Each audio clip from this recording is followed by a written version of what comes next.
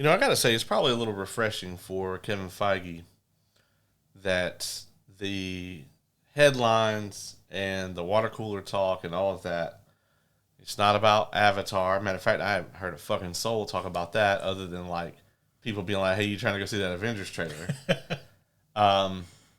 It's not really been about The Boys or Invincible or the DCU here lately. For the last couple weeks, man, something that hasn't really happened a lot, the MCU has been on the forefront of everyone's mind, it seems. And I don't know if it's on the forefront of everybody's mind for the right reasons, but, there is the old adage of, like, there's no such thing as bad press. I don't know that I buy into that, but some people do. Mm-hmm. Kevin Feige probably does not. I doubt it. But I guess we should put a little disclaimer here. If you don't want to know anything at all, like if you're just like, I don't want to know anything about these, trailers that they're playing in theaters. I won't even call this first one a leak anymore because you literally can go to the theater and watch Avatar and see it right now. Mm-hmm. If you just, want to blow $20 or whatever. If you just hate $20, if you got $20 that you just hate. Right. You can't stand, who's that, Jefferson? Yeah. If you just can't stand that motherfucker, like, But, so we're going to talk about... I think it's Andrew Jackson. Anyway. Either way, I haven't seen a 20 in a while. I haven't bought drugs in years, so I really haven't seen a 20. But, so we're going to talk about these Marvel trailers. And also another disclaimer here, skip ahead if you don't want to hear any of this stuff, but another disclaimer would be, everything beyond the first one, we know what's in the first one, mm-hmm. right? Everything beyond that is speculation. Yep. So. Yep. So there are two of these that I have seen, and the Thor. I've seen that's the one that I've seen today. That's the Thor one. Yeah. The other one I've seen is the Cap one. Yeah. And you already gave the spoiler disclaimer. The spoiler. So, yeah, here we go. So you've seen the Thor one? I have. Okay. So when I saw it, it looked really intense, but it wasn't in English. I don't know what the fuck he was saying. This is the one where he's praying to Odin before this battle? Mm-hmm. Yeah. Did you see it in English or in another? I got to... So I saw the one that you saw with it's in another language, but then I also saw a super shitty one where it was in English. Oh, okay. So like I put them together, yeah.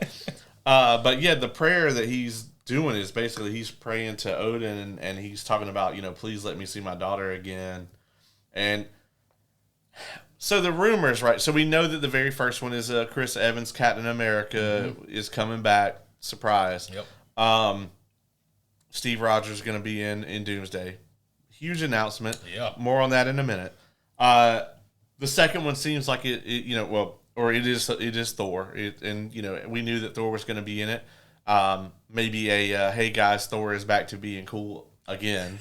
Thank you. And then the rumor is that the third one is a Doctor Doom trailer. Yeah.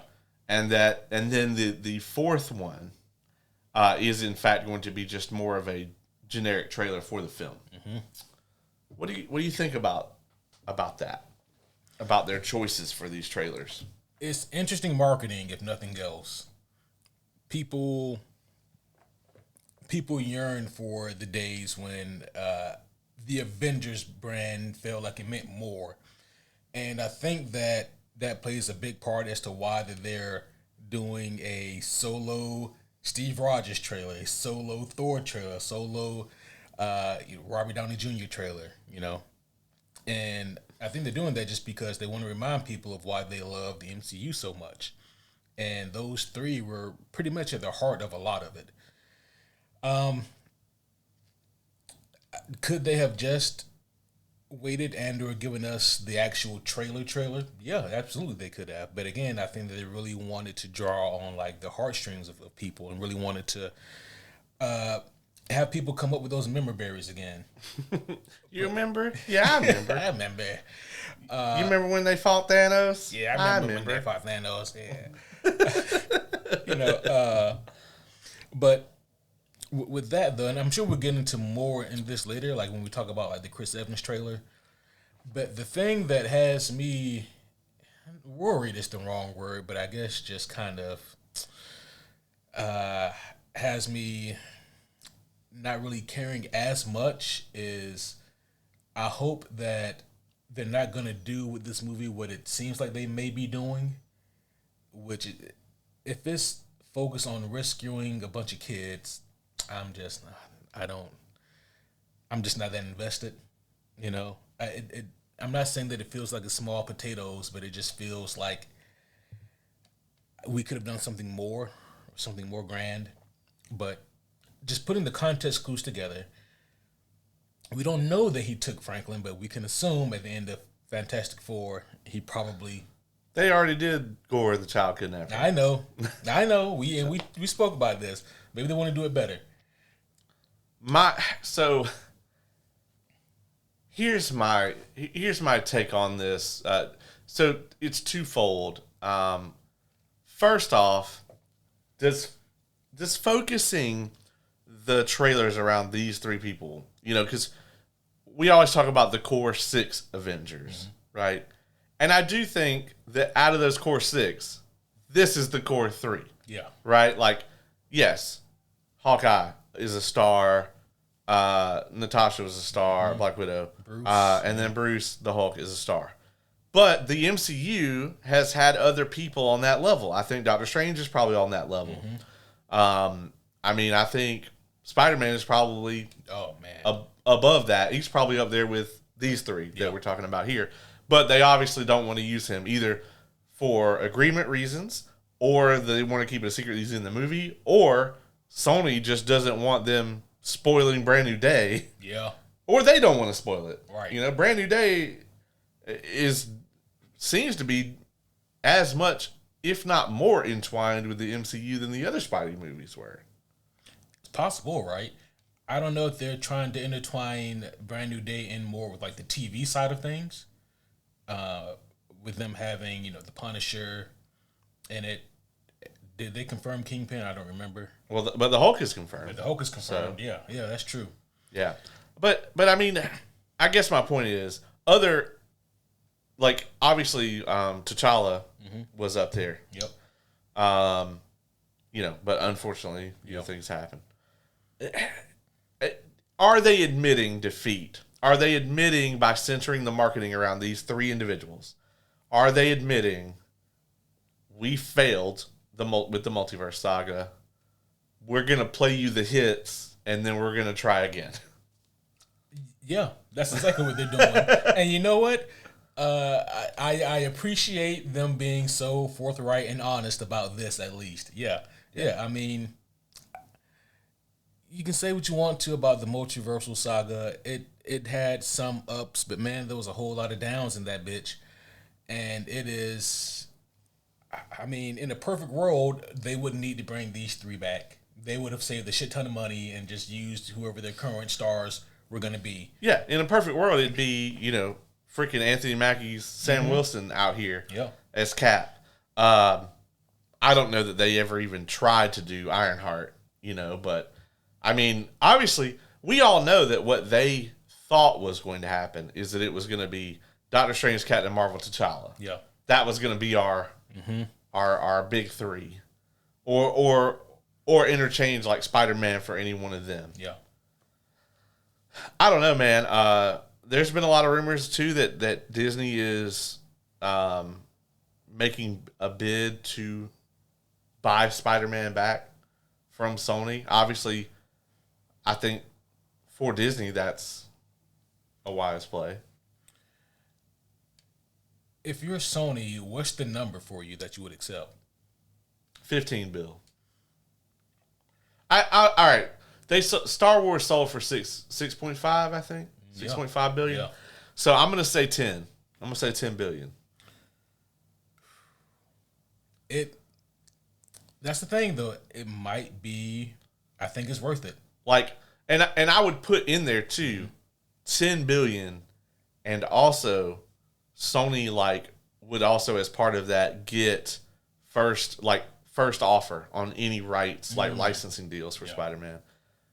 Because, like, I think the font, they have to keep that in perpetuity. So, like, I don't know if the homies know this, but, like, the Spider-Man font that's, like, on the PlayStation, like, on the PS3, you know? They fucking own that. Wow. Yeah, Sony owns that shit. You cannot put that font on a game console. They will sue your ass. Jeez. Yeah. That's a bit much, but all right. Yeah, I mean, you gotta think about, like, the level at which Spider-Man is like embedded in Sony as a corporate entity, like in the PlayStation brand, in the movie studio brand. I mean, they were selling, you know, Bravias, the TVs, off of it. Spider-Man prints money. Yeah, He prints money. So I think 10 bill and first dibs on, like, if you want to do a Spider-Man TV show and you guys don't want to produce it, you have to come to us first and offer it to us. And then if we pass, then you can offer it to whoever. Yeah. You know? That would be a good deal. Yeah. I don't know if Disney is willing to offer that much. Yeah. But maybe. I don't know if they're in the position right now to offer that much. There's the flip side of this, where with Sony, it's like, okay, well, we keep it. But if Disney backs out, we're fucked because we can't make... I mean, not at the box office. At the box office, they can't make the money without Disney. Yeah. But hell, that's what it is now. Oh, yeah, I know. That's what I'm saying. Oh, okay. That's what I'm saying. It's like, on the flip side of it is like, if they tell Disney to fuck off and Disney's like, well, cool, we're just going to invest in our own properties. Yeah. You know, we got the X-Men now. You can eat a dick. I mean, Sony knows... At this point in time, they know that they cannot mine the Spider-Verse for any more money than they have. Yeah. Like, yes, could they release another Spider-Man movie and would it make a shit ton of money? Yeah. Could they continue to release the games? Yeah. But outside of that, fucking, there's no telling how much money they lost on their Spider-Man's not in these Spider-Man movies. I know. You know? Yeah. Yeah, I think in the long run, it's better for everyone, us consumers included, if Spider-Man reverts back to the rest of his Marvel family. Agreed. And like, I'm sure that I love the fact that lawyers now have to talk about comic book shit when they write these deals out. All the time. I love it. Because they're like, okay, but it's not just Peter Parker, right? We want everybody. Yeah. You know?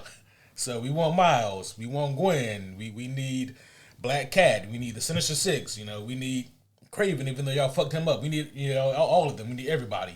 All right. Venom, yes, especially. We need all your toys. Okay, they come back. So this shit that Sony was talking about doing a jackpot movie, fucking Sinister Five, a Ferocious Five, yeah, Ferocious Five, featuring Black Widow. I know about. Madam Web. Yeah. Shit. But no, that would be amazing if that happened. No Spider-Man pun intended. Oh, I think it was. It was intended. It kind of was a spectacular pun, wasn't it? Oh, okay. See, the second one you should get booed for. Oh. Yeah, I mean, so there's also, like, they're at this breaking point right now, right? Where it's like, okay, Spider-Man is very heavily associated with the MCU. Tom Holland's under contract to do 2 more mainline films after Brand New Day. Like, all the pieces are there, but they don't have any other movies in production. No Venom shit, no Carnage stuff, no Madam Web, no Craven 2. No Craven 2, no Morbius 2, no Jared Leto anything, actually. You know, they don't have anything going. Like, honestly, they say they're making, what is it, Across the Spider-Verse? Mm-hmm. Is it going to be the third one? Into the Spider-Verse, Across the Spider-Verse, Beyond the Spider-Verse. Beyond the Spider-Verse. Yeah, they say they're making that shit. LOL. Sure. It's the new Mutants. And the shitty thing about that is that's a good franchise. It's that made them money. Yeah. It's a great franchise. I just think now is kind of the point in time where it's like, all right, okay, if Disney were to pay us $10 billion for all the Spider stuff, yeah, how long is it going to take us, and how much investment and how much work is it going to take us to make $10 billion off of Spider-Man as a property? Mm-hmm. I don't think they could do it in 10 years. Like, not profit, Yeah, it would take some time. Yeah. Now, in the long run, obviously, over the next 30 years, we don't know what pop culture is going to do. Yeah. But for the last 35 years, it's been a pretty damn sure thing that Spider-Man prints cash. Yeah. I mean, he's pretty much up there with Batman in terms of you put his name or face on something and it's going to sell, You also have the concept, too, that, like, DC is really stepping it up. Mm-hmm. It's going to be really hard for Sony to not be seen as, like, the Temu brand of superhero shit. Yeah. In the next decade. Yeah. I mean, well, and the thing of it is, Sony is already seen as that. Yeah, I know. Yeah. That's what I'm saying. It's like, it's going to be real hard to recover from that, Do you cut your losses? Because if you're looking at the MCU, right, and that's the juggernaut, you're looking at the MCU and saying, okay, well, these motherfuckers made an amazing Fantastic Four movie, and it had a hard time clearing $500 million at the box office. Okay, I mean, like they say, a rising tide lifts all boats, but that shit also works in the other direction. Yeah. I'm sure that someone at Sony, some executive, looked at the numbers for like Thunderbolts and Fantastic Four. Was like, man, that shit's way better than anything we've been doing. You're right. Yeah, exactly. That shit's way better than anything we put out. And they only made that much, and we might be fucked. Yeah. Yeah. Exactly. I mean, it was one thing when you guys were like, when they could be like the buzzards picking off the corpses of, the MCU's box office success, because, at one point in time, the MCU could be like, what the fuck do we got laying around here? We got a fucking raccoon and a talking tree and shit. All right, put them out there. $1 billion, And then Sony could just come out and be like, oh, okay, well, we got Venom. Yeah, people are like, we like Venom. Yeah, we like Venom. Fuck. Here's the money. But, like, that's not the world we live in anymore. It's not the superhero. I don't want to say that, like, the superhero fatigue is necessarily there.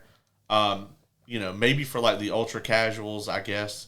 But fuck them anyway. I mean, nobody cares. Right. I'm sure executives do, but we just do not. Yeah. But I'm sure that, like, it's not like, okay, superhero movies aren't making money anymore. It's just, at this point in time, the boom is over. So you can't just slap any superhero on a thing and then watch the damn money just fall into your lap. I think that if more of these movies or studios took the Superman approach, it's risky, sure, but, man, if you have, like, a competent director and a good screenplay, I think that may be a risk well worth taking. When you flip the script, metaphorically speaking, and instead of having this carefully constructed thing where anybody and everybody can follow, you just say, fuck it, man, let's put a comic book on the big screen and see what happens. People loved it. Yeah, because it's different. Yeah. It's not the same formula that people saw over and over for 20 years. Right. Yeah. Origin story after origin story, and then sequelitis, and right.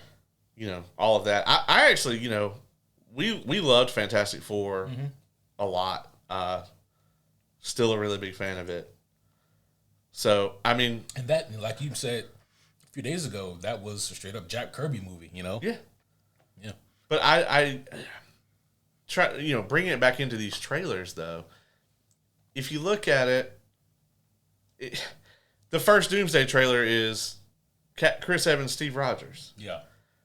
Yes. As we all know, Dr. Doom's arch nemesis that he can never stop talking about, Steve Rogers. Steve Rogers, yeah. That son of a bitch. I hate that motherfucker. Yeah. That kind of leads me back to something that we were speaking on earlier, and that is the children. We see Dr. Doom with Franklin. The main focal point in this Chris Evans trailer is, holy shit, he has a kid. Right. Is something going to happen to the kid? And then in this Thor trailer, it really just feels like they're focusing on the children, because we see his daughter Love, or whatever her name is. Yeah. And apparently he's praying about her. So I just don't want this to be a thing where we're trying to do something weird with the kids, and I mean Vecna's already doing that. We don't need someone else, you know. Right. Yeah, that's the other thing is like Vecna's already doing this shit. Yeah. Stranger Things, everybody's seen that. It's just gonna feel cheap. I mean, also when you look at the stakes of the first 4 Avengers movies, somebody kidnapped their kids. I mean, obviously, yeah, they would be they'd be mad or whatever, but like that just seems so minuscule. Mm-hmm. You can't go in that direction. Now, granted, it's hard to contend with I'm going to kill the entire universe. Yeah. Yeah. And just remake it in my own image. But like, I mean, you got to do something. Yeah. Well, I guess that could be, maybe that is the difference though, is that Thanos was pretty much like, I'm going to destroy half the universe for the greater good. Whereas classically with Doom, he's like, I am going to restructure the universe for the greater good. Yeah. I mean, so similar thing, but different at the same time. So with them announcing that Steve Rogers is coming back, obviously that's been all over the internet.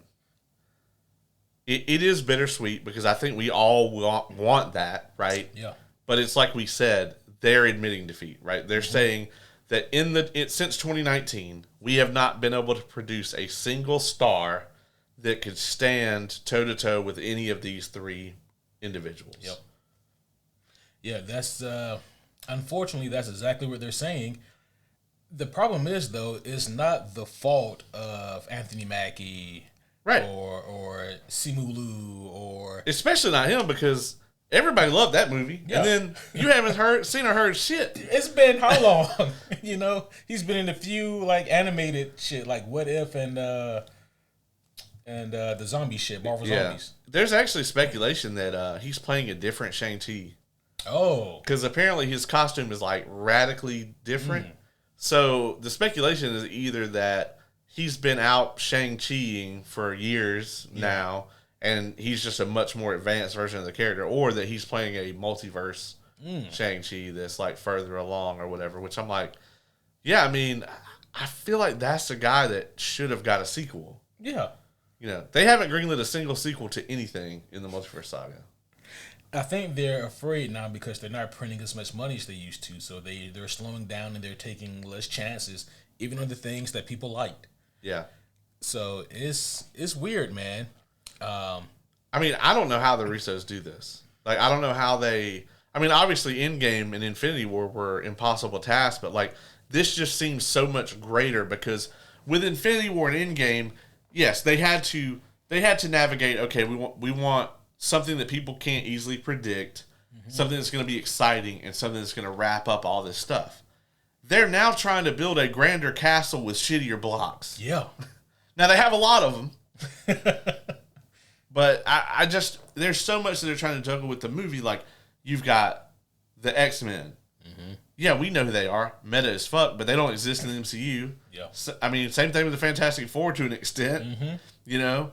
And then Doom, and then all these other characters that they've sprawled out into during the multiverse saga. I mean, obviously, like, there's this whole new Avengers versus Avengers nonsense. I mean, I just don't know what this movie is about.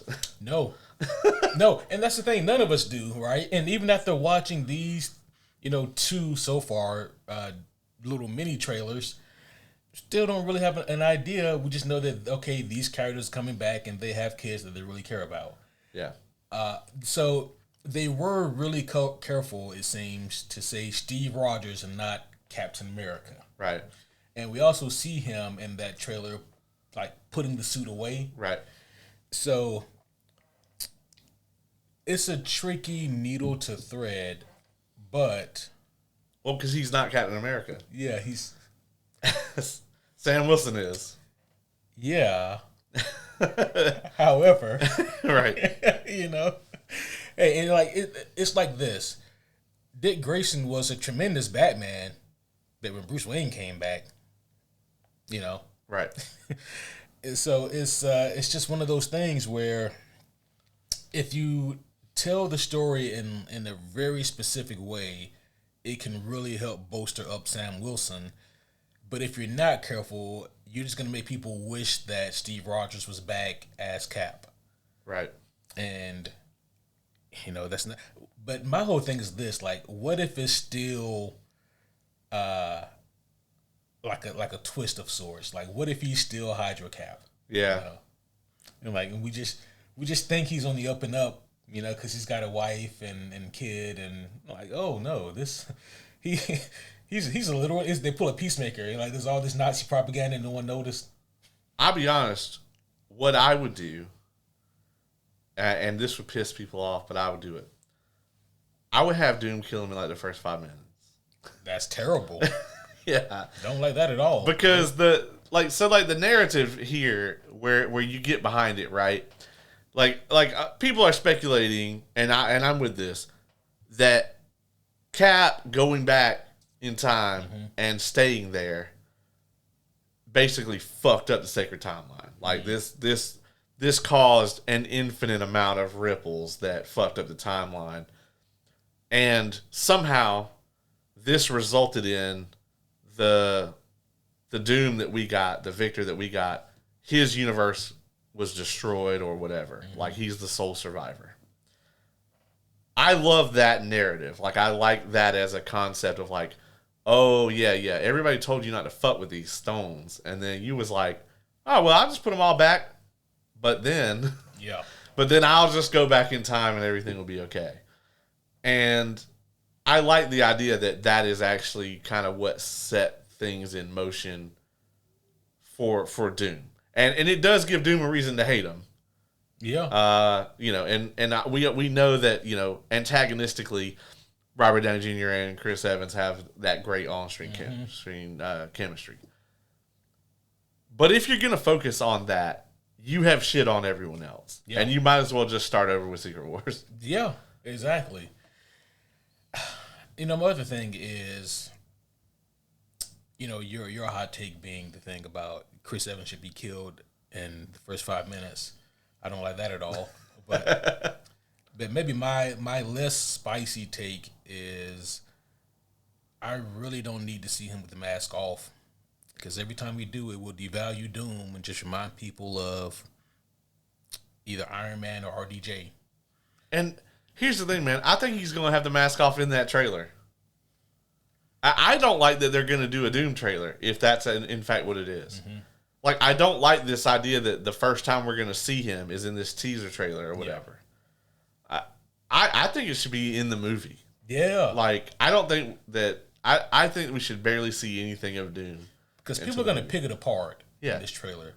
I mean, the people who are already primed to love it are going to love it no matter what, and people who are primed to hate it are going to hate it no matter what. So I actually agree with that about not showing Doom until we get to Doomsday. Especially since there apparently is so much other shit they can show. I mean, show us the X-Men. How long is this fucking movie going to be? Dog, there's so much they need to do. Because again, with Infinity War, like the board was already set.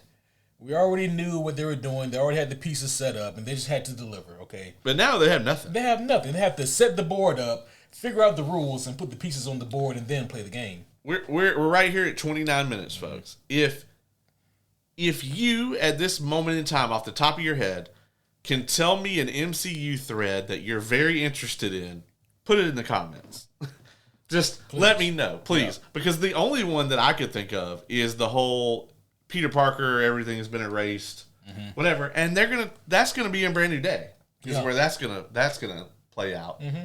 So please let me know what MCU, through line you're really like wanting to know more about or see more of, because we have basically nothing. I also saw a thing where they think Doom is going to take Franklin and revive Wanda. All right. And be like, if you and just kind of be like, if you help me unite the multiverse, you can see your kids. Yeah, because she is so sane and easy to work with. And trustworthy. Also, one of her kids is alive in this universe. Yeah. Yeah. I mean, there's so many different through lines that they can deal with and so many different things they could do. I mean, hell, I think unfortunately, for several reasons, people have forgotten all about Mephisto. This motherfucker's out here. Yeah. You know? Forgot about. I think a lot of people still don't even know that he's around. This is really the conundrum, though, and say what we will about how, we can sit here and pick it apart and bitch about it or whatever for the next year, and we probably will. Mm-hmm. But the thing is, I do think that at the end of the day, I think they're on course to go, okay, we have to make sure, no matter what, this thing gets over a bill. Yeah. Because if it doesn't, that's game. That's game, set, match. Mm-hmm. Yeah, an Avengers movie that doesn't make $1 billion, that's cause for trouble. Because they're going to spend half of that on it. Mm-hmm. Oh, easily, I think. Between like the actual cost of this goddamn movie and the marketing, yeah. Are they doing the Secret Wars? Like, they're going to film Secret Wars at the same time? That's the last thing I heard. Yeah, so my guesstimate, when it's all said and done, I think they'll spend $800 million to shoot both movies. They are really... I mean, if we're being completely honest, the thing that is selling Doomsday right now is name value and character recognition. Yep. Oh my gosh, X-Men. I know them. I love the X-Men. I want to go see the X-Men and Avengers interact. Dr. Doom, oh, that's great. Robert Downey Jr. is back. Oh, this is amazing. Chris Evans, Thor, they're all coming back. Like, this is what's selling this movie. And I'm not saying this is a good thing or a bad thing. It's just what it is. Yeah. So. And I mean, they have failed to establish these other characters. Mm-hmm. So I really don't think the movie's going to have time to focus on them. Bro, if this movie, I imagine that they're going to focus on stretching it 6 characters. And I think that's stretching it. You think Tobey Spider-Man's going to be one of those 6? I think we're going to get a lot of really cool glorified cameos, and I think he might be one of them. Okay. And I mean, I know what you guys are thinking, like Toby and Hugh, like these guys, get to see them on the screen for the first time together, but we may get something, but it won't be what we think it is, I don't think. And also, at the end of the day, like, the main thing this is the main thing that I'm worried about with all of this. Because, like, honestly, if they want to take the entire multiverse saga of characters and, like, throw them in the trash, okay. I mean, I liked a lot of those characters, but it's your IP. If you have to do that in order to do something grander, sure. My problem is, you are not going to do that shit with Reed Richards. And if this movie doesn't set up him and Doom and why they fucking hate each other so much, then when we get to Battle World, if that's where we're headed, have to. What the fuck? Yeah. Exactly, man. Like, in some way, shape, or form, there needs to be this iconic confrontation between Doom and Reed. And I'm with you, man. If we don't get anything like that, then what were we doing here? Why even use Doom? Right, yeah. Why not just use somebody else? Yeah. You had Galactus, you could have brought him back. He could have ate the world or something. Yeah, he looked great. Yeah. And I know he's super pissed right now. So. Yeah, he is, yeah. He's turbo pissed. He's going to be looking for a new surfer. He's going to be looking for a new Herald. Yeah. I have a recent opening in my employment center. It's going to be Magneto. Oh, geez, that's terrifying. He's going to be like, can we just go around and eat all the worlds that have Nazis on them? And he'd be like, yeah, whatever. All right. Yeah. Are there a lot of those? Yeah. Yeah. Oh, all right. Well, Galactus is like, there's a surprisingly high number of Nazi planets. Yeah. He's like, well, let's go. What are we waiting for? Why are we wasting all this time? I'm not, motherfucker. Oh, shit. We're 35 minutes in. I know it. Let's go ahead and get this thing started. Homies, one and all, welcome back to another very special edition of the Superhero Homies podcast. My name is Quentin, and as always, I am here once again with the world's greatest co-host, the homie Caleb. That's me right here.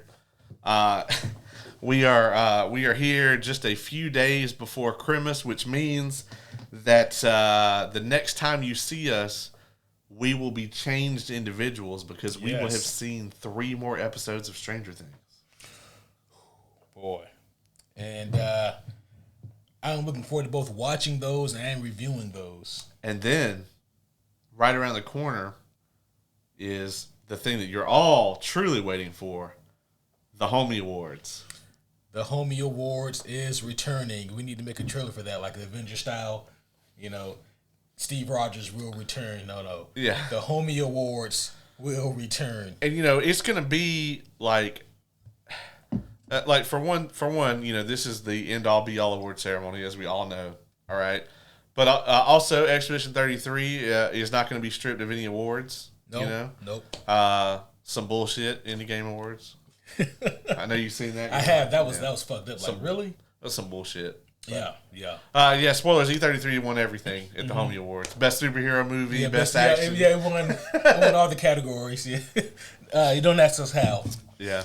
But yes, the Homie Awards will be returning, and as it has been for the past 2 years, the winners of each category will be up to all of you guys. So there will be a poll that will be put up within the coming week and a half. And on this poll, you guys have the option to select which movie and or TV show you thought was the best in this category. So best story, best lead, best antagonist, best protagonist, best musical score. There's a whole litany of different categories all throughout the Homie Awards. And we try to sprinkle something in pretty unique for you guys every year. So go ahead and vote for the Homie Awards. As soon as it is live and active, I will post a link. And looking forward to seeing what you guys think. Can we put a little optional bonus question down at the bottom that's like, is Sinners a musical, yes or no? We are the foremost experts on this topic. We are. Somehow we are. Which is insane to say. If you Google, is Sinners a musical, you will see this. You will see us, which is insane. We are riding the algorithm, folks. Riding the algorithm into technical correctness. You know what? That may be something that lines up on there anyway. Okay. Yeah. Why not? But tonight, homies, we are here to just get to the bottom of some things, to really ask the hard questions, to talk about the things that maybe people haven't thought about or just don't have the answers for. Well, don't worry, because with these hard-hitting superhero questions, Caleb and I, but mostly Caleb, will be coming up with these answers. So, great. Yes. Great. Folks, I actually pretty much rolled up in here not knowing what we were talking about tonight. So I decided to just Doomsday filibuster for 35 minutes. And it was smart of you to do that. Yeah. But this will not be nearly as painful, I promise you. This right here is just more... These are a list of questions that I've come up with. Most of them I have come up with. Some of them you guys have come up with. I've seen these. From the Homieverse. Yeah. And some of these are just more statements that need to be discussed more thoroughly for a better understanding. So we'll start off with what I guess could be considered an easy one.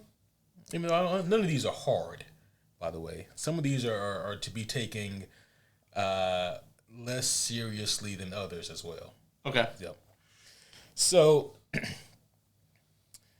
at the end of Infinity War and going into Endgame, how is it, statistically speaking, how likely is it that none of the original 6 Avengers were snapped? Well, honestly, I'm sure there is a mathematical equation to this that would give us the actual odds. But you could just type that shit into like Gemini, and that would be boring. So, obviously, for franchising reasons, they all survived. But you also could argue that there's possibly some sacred timeline shenanigans in there that was holding them together or protecting them, maybe. But it is interesting that none of them were snapped. And like I said, I mean, obviously, like, the real true answer here is because Marvel needed them to be on the poster for the new movie. Yeah. You know, I always thought about maybe Uatu somehow had like enough power to preserve them. Right. And maybe he knew that, okay, if I can keep these 6 alive, then there's still a chance. Yeah, that's true. And honestly, to even put that notion out there wouldn't take much. Hell, they've done it in What If. All you have to do is when Thanos snaps, you just see like a silhouette of that motherfucker off in the cloud somewhere, you know. And it doesn't have to mean anything that they don't want it to mean, you know. And then I thought about the fact that maybe they were trying to, and this right here I don't give much credence to, but it's just a thought, you know. I thought that maybe they were trying to lean a little bit more into comic accurate Thanos, who is so nihilistic, but it's to the point where he doesn't truly believe that he should win. And this was a subconscious decision by him.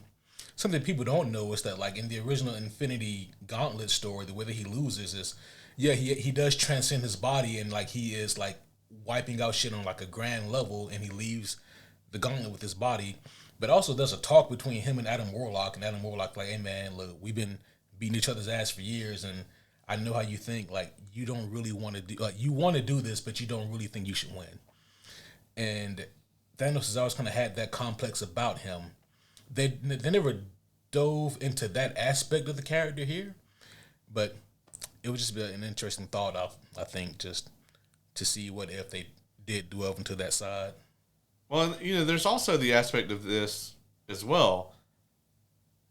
Doctor Strange looked at all 6 million possibilities and made sure that the actions that got taken lined up with the one where they were going to win. Yeah. And in that one where they were going to win, the 6 Avengers lived. Yeah. You know? So, I mean, that's really, it's not that it's so much a coincidence, it's that's one of the ingredients that was needed for the W. Right. And so that's the path that Doctor Strange put them on. Yeah. Which really makes him the real hero in all of this. Oh, for sure. What the fuck is he off doing anyway? I guess he's off with Clea. Yeah. Yeah. Doing fuck all? Yeah. Who knows? Is he even confirmed for Doomsday? I don't know.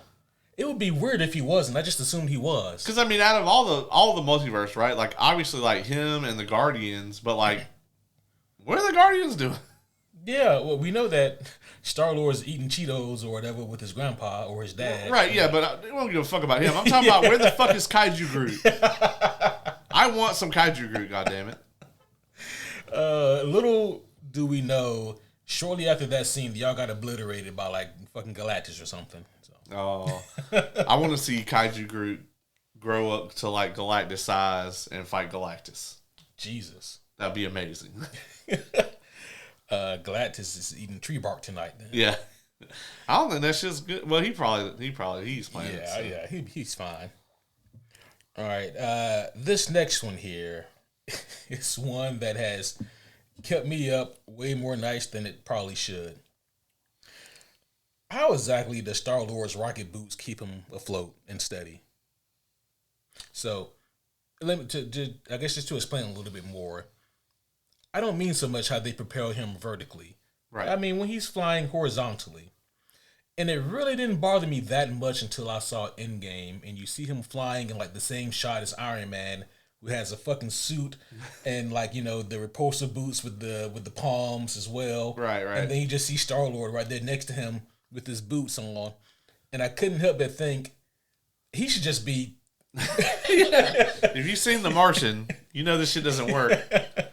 But yeah, I mean, he doesn't have anything to steer himself or steady himself or any of that shit. He really, like, truly shouldn't be able to turn at all because he can't, like, barrel roll. He doesn't have anything to give him, like, horizontal momentum. Right. So, whereas, like, you know, Iron Man, he, you know, just thrusts in that direction and then... Yeah, he has, like, the palm thrust. And also, like, there's vents that he has on his sides as well that help him to do that as well. Yeah, and he has a fucking AI doing the shit. Exactly. Yeah. Making all the calculations in real time and everything. Whereas Star-Lord just has some damn boots on. He got some crusty old boots. And if you want to, homies, you can make the argument that, well, in his helmet is connected to his boots, which is complete nonsense because that's never been stated. Right. But even if that were the case, it doesn't explain how he would be able to maneuver. Yeah, no, that's garbage. He shouldn't be able to. Star-Lord is awful. So this next question, I would feel we would be remiss if we didn't attempt to answer. This is more of a series of questions. Okay. Answer them as you see fit. Okay. In The Dark Knight Rises, where is the Lazarus Pit? How was Bruce's back fixed? And how long did it take him to heal and get back to Gotham? The Lazarus Pit is clearly in this well-known desert right outside of Itacamania. Oh. And right outside of where? Just from my... I'm sorry. I had a little cold there. Right out. It's...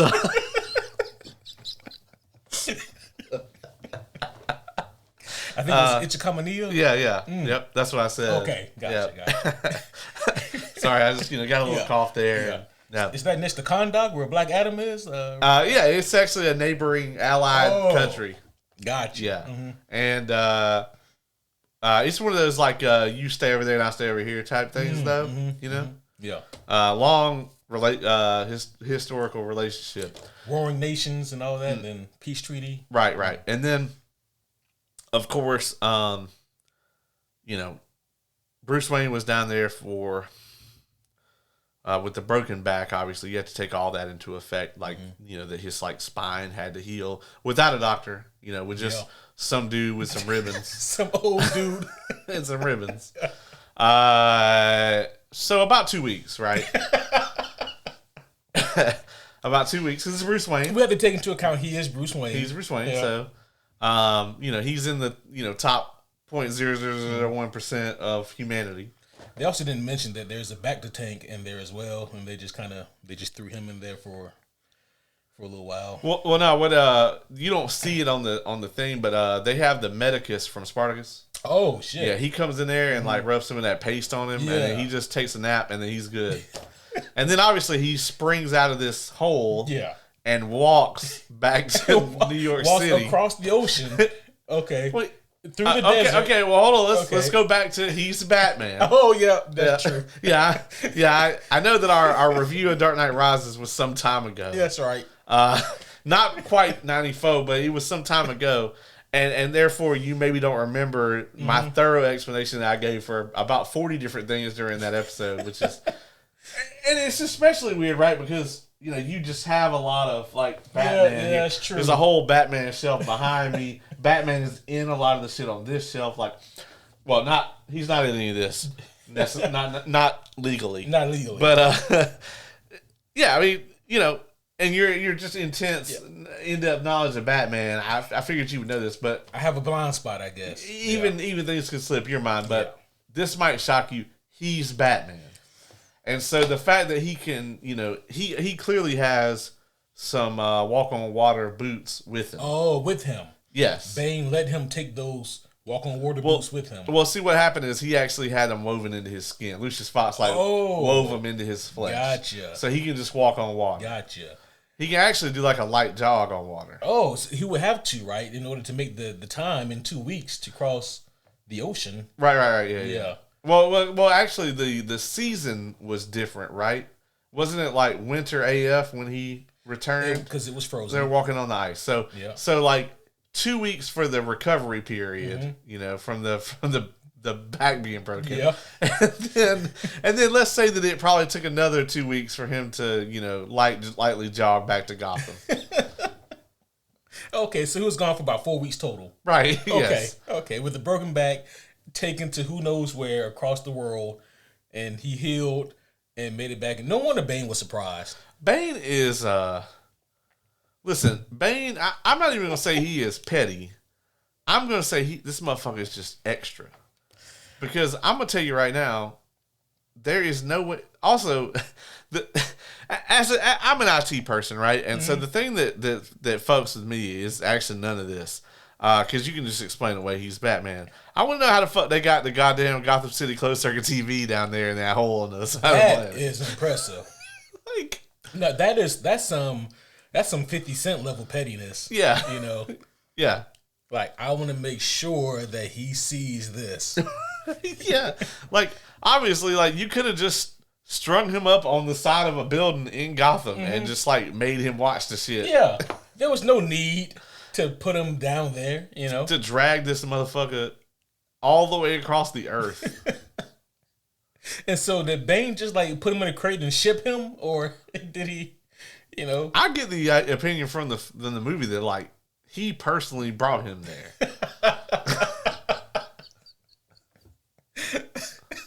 That makes it even funnier, Yeah, yeah. you know? Holy shit. Also, how many criminals did Bruce Wayne free from that place? Because some of those guys had to have been there for a real good fucking reason. Yeah, for a real good reason. Yeah. Yeah, the guy that was fixing his back, Bruce was like, so what are you in for? The guy was like, I killed 17 children. And Bruce was like, I gotta let it slide for now. Yeah, for now. I'm not capable presently of not letting this slide, but as soon as I get done here. That 17 potential Robins he killed, I gotta come back for this. Yeah. Yeah. Oh, I'm glad we got to the bottom of this. Yeah. Yes. The answer is, long story short, because he's Batman. He's Batman. Yes.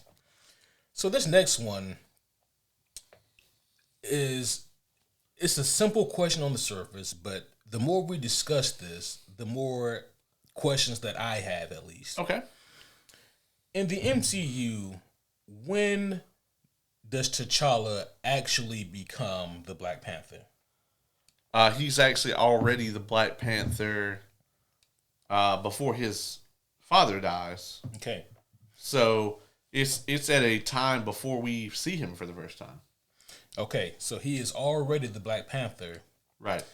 while the sitting king of Wakanda is not Correct. Black Panther.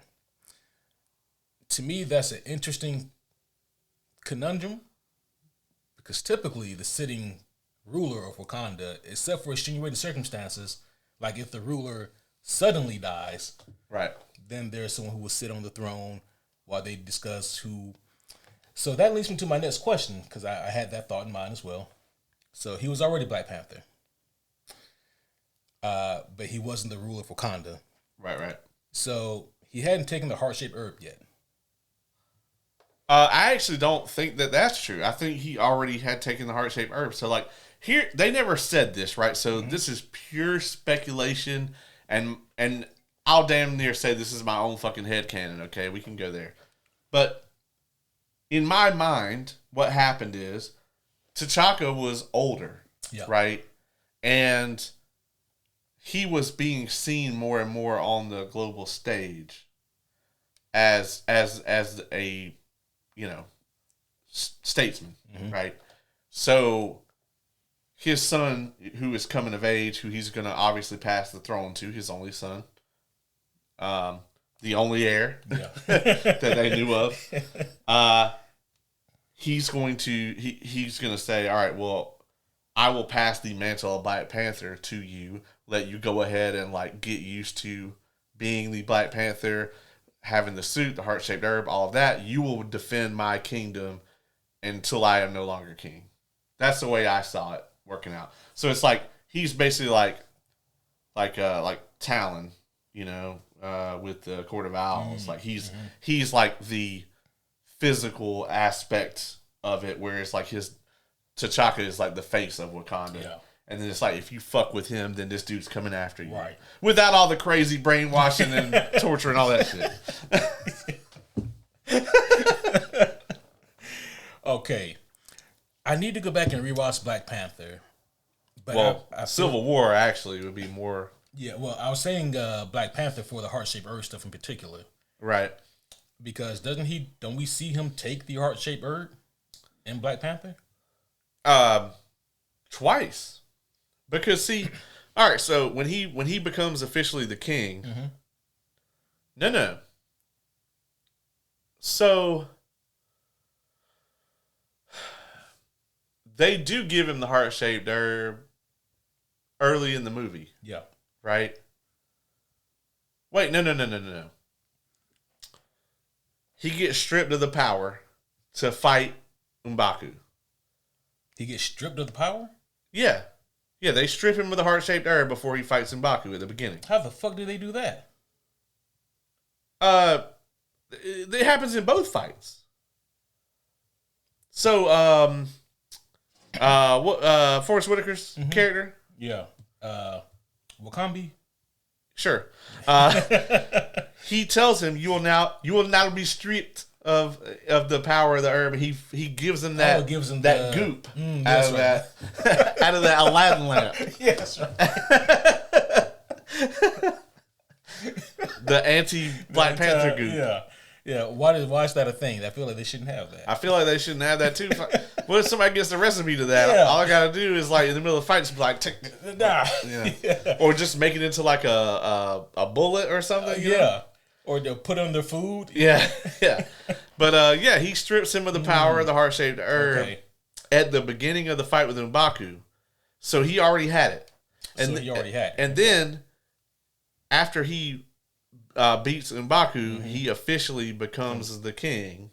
And then we see him take it again, and they do the thing where they bury him and all that shit. Yeah. So then he's the Black Panther. Then he gets the challenge from damn it. Michael B. Jordan. Killmonger. Killmonger, thank you. From Killmonger. And they strip him of the heart-shaped herb, and then he fights Killmonger, and he loses. And then we see Killmonger take the herb. Yeah. And then we see the last heart-shaped herb be given to him that they had. Yeah. Be given to him in the snow at M'Baku's palace or whatever. Yeah. So we actually see 3 different people take the heart-shaped herb. But when he takes the heart-shaped herb, that doesn't necessarily make him the king, because there's already a king in Wakanda at that point in time that has taken it. Oh, yeah, but they were cheating at that point. Oh, yeah. I mean, everybody was cheating. All right. That one I feel was actually succinctly answered. Wait, what do you mean by that? Oh, nothing. No, I mean, just like the other ones. Oh, okay. Okay. I see. Yeah, of course. Got it. Come on. Yeah. All right. This one, I don't know if you have such an easy time with. Oh, boy. So, I mean, the 2 questions ago was super easy because it's just he's Batman. So, with this question right here, we could have done an entire episode asking questions about this particular movie, but I decided not to do this. So I narrowed it down to one.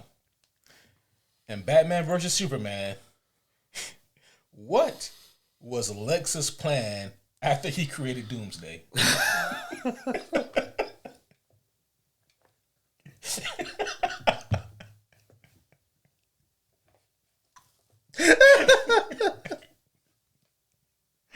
Oh, this shouldn't be this funny.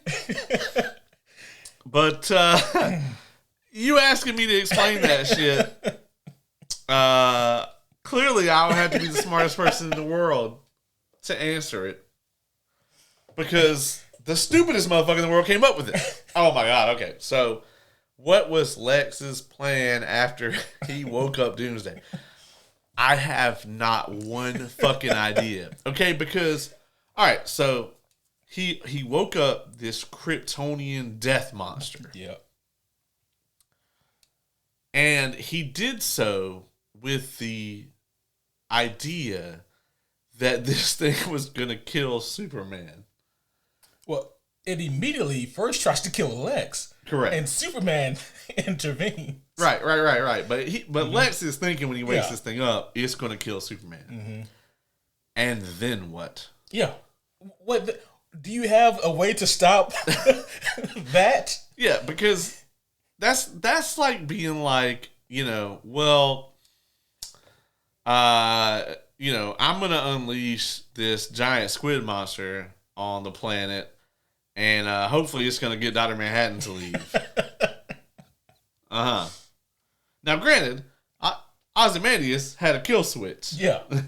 This motherfucker didn't have that. No. Now, in the movie, especially in the extended cut or whatever, it's very heavily implied that, like, either Darkseid directly or influenced them, or what's the name? Steppenwolf. Yeah. One of them directly influenced him. Like, once he was in there in the ship, they were able to directly influence him with the mother box and shit to do this. So it wasn't really necessarily part of his plan. But the movie doesn't. Neither version explicitly outlines that. Yeah. I don't think Lex had a goddamn plan at all. I don't know what his plan was before the Doomsday shit. So, his plan, one way or another, seems to be to kill Superman no matter what. I'm going to have you fight the Bats of Gotham. Okay? And if that doesn't work, I'm going to have you fight this goddamn... Kryptonian death monster. Yeah. That we have no way to stop with you or without you. Yeah. But certainly not without you. Yeah. I don't know if he had... I mean, because here's the thing, right? Whatever method he had to stop Doomsday, he could have used on Superman. Yeah. That'd be like if you pissed me off and I was like, you know what, motherfucker? I'm gonna bring Omni-Man here. Yeah, like there's a million other steps you can take before doing that. Yeah. And Omni-Man's gonna fucking kill you. Like, but after he kills me, you're like, okay. And then what? Yeah. You gonna tell him to go home? Yeah. I'm like, all right, man, you gotta get the fuck out. Oh shit! I'm gonna bring Homelander here. He's gonna fuck you up, dog. Hey, Zack Snyder, I am a fan, but I really do need you to answer this question for me. I need to know. Oh, Zack doesn't know. What was that owl movie that he made? Oh, I had the name on the tip of my tongue. Guardians something? Yeah. Or was it Artemis? No. I forget. I don't know. It was about owls and fascism. I don't know. Yeah, they go hand in hand. Yeah. This next one, maybe I'm just overlooking something, but I don't think I am. And I think that this is just a legit whoopsie from Marvel. Okay. In Ragnarok. Oh, God. How was there a fake Infinity Gauntlet in Odin's treasure room when Thanos hadn't even created the damn thing yet? Do we know that? Dimitri states, and I want to say Infinity War, that his hands had been fucking, I don't know, solidified or whatever after he made the gauntlet for Thanos. Right. And I got the suspicion that if this had happened 50 fucking years ago, there probably would have been some notice. But also, we have to know this too. Hela was in prison how many years ago? Was it 1,000? Yeah. So that implies that Thanos would have had this thing created 1,000 years ago, and then that there's a fake one floating around. It just doesn't particularly add up. It would be different, right, if they stated that there was an Infinity Gauntlet that existed outside of Thanos, like if he wasn't one that created it. But they do make mention that he is the one who created it. Yeah, the easy way around that would have been like, the other one was in Odin's throne room, so it was easier just to get them to build him one. Yeah. But that doesn't work either because of the Age of Ultron end credit scene. Yeah. Where Thanos is like, I'll do it myself. And he grabs the thing, and you're like, all right, but... Yeah, the fake gauntlet thing is interesting, right? It's very clear to me that back when Kenneth Branagh directed that? Age of Ultron? No, the very first Thor. Thor, yeah. Way back when they made the very first Thor, because is that in Ragnarok where they see the gauntlet, or is it in Thor? It's Ragnarok because Hela mentions that it's a fake. Oh, okay. So the real answer here is that Taika Waititi is a fucking moron. Got it. Because clearly by then they knew what they were doing with Infinity War. Because wasn't Ragnarok like pretty close to... Oh, that's like right before. Yeah. It's like that, Black Panther, then Infinity War. So yeah, that is clearly just a fucking plot hole. Yeah. Because, I mean, obviously, especially when you're dealing with the Asgardians, everything's a little timey-wimey anyway. Because they could be like talking about some shit that happened like 2,000 years ago as if it was last week. Yeah. But... yeah, the whole thing with Eitri and all of that stuff, and like how long has he just been chilling up here with his hands molded together or whatever? Oh man, that would make so many things difficult in life. So thank you, Taika Waititi. Yeah, for your contributions. Real piece of shit. If you thought the Lex Luthor Doomsday question was a doozy, boy, do I have something here for you now. Oh boy. In the Amazing Spider-Man 1, what would the Lizard have done next if he actually turned everyone else into lizard people?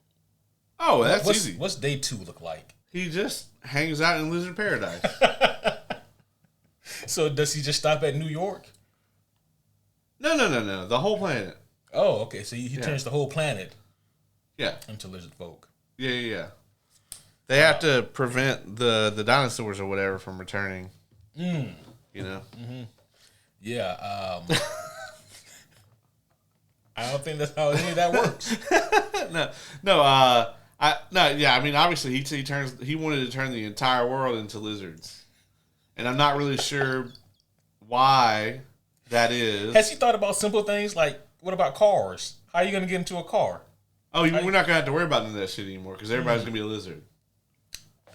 See, okay, if I'm Lizard Q and I live here, right, in Georgia, but you, Lizard Caleb, live in fucking Lizard Las Vegas, and I'm like, hey, dog, I'm going to come visit you. I got to just lizard my way across the country. Correct. Wasn't that in like 2011, 2012, somewhere in there? Yeah. Yeah, I mean, this is the early 2010s. Look, this is the only way you're going to get anybody to be a Republican, okay? You got to turn them all into got to turn them all into lizard people. Back in the early 2010s, it was a different time.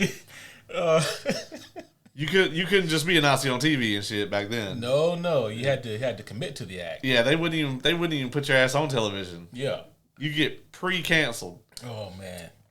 Yeah, man. I don't know what the fuck he was trying to do.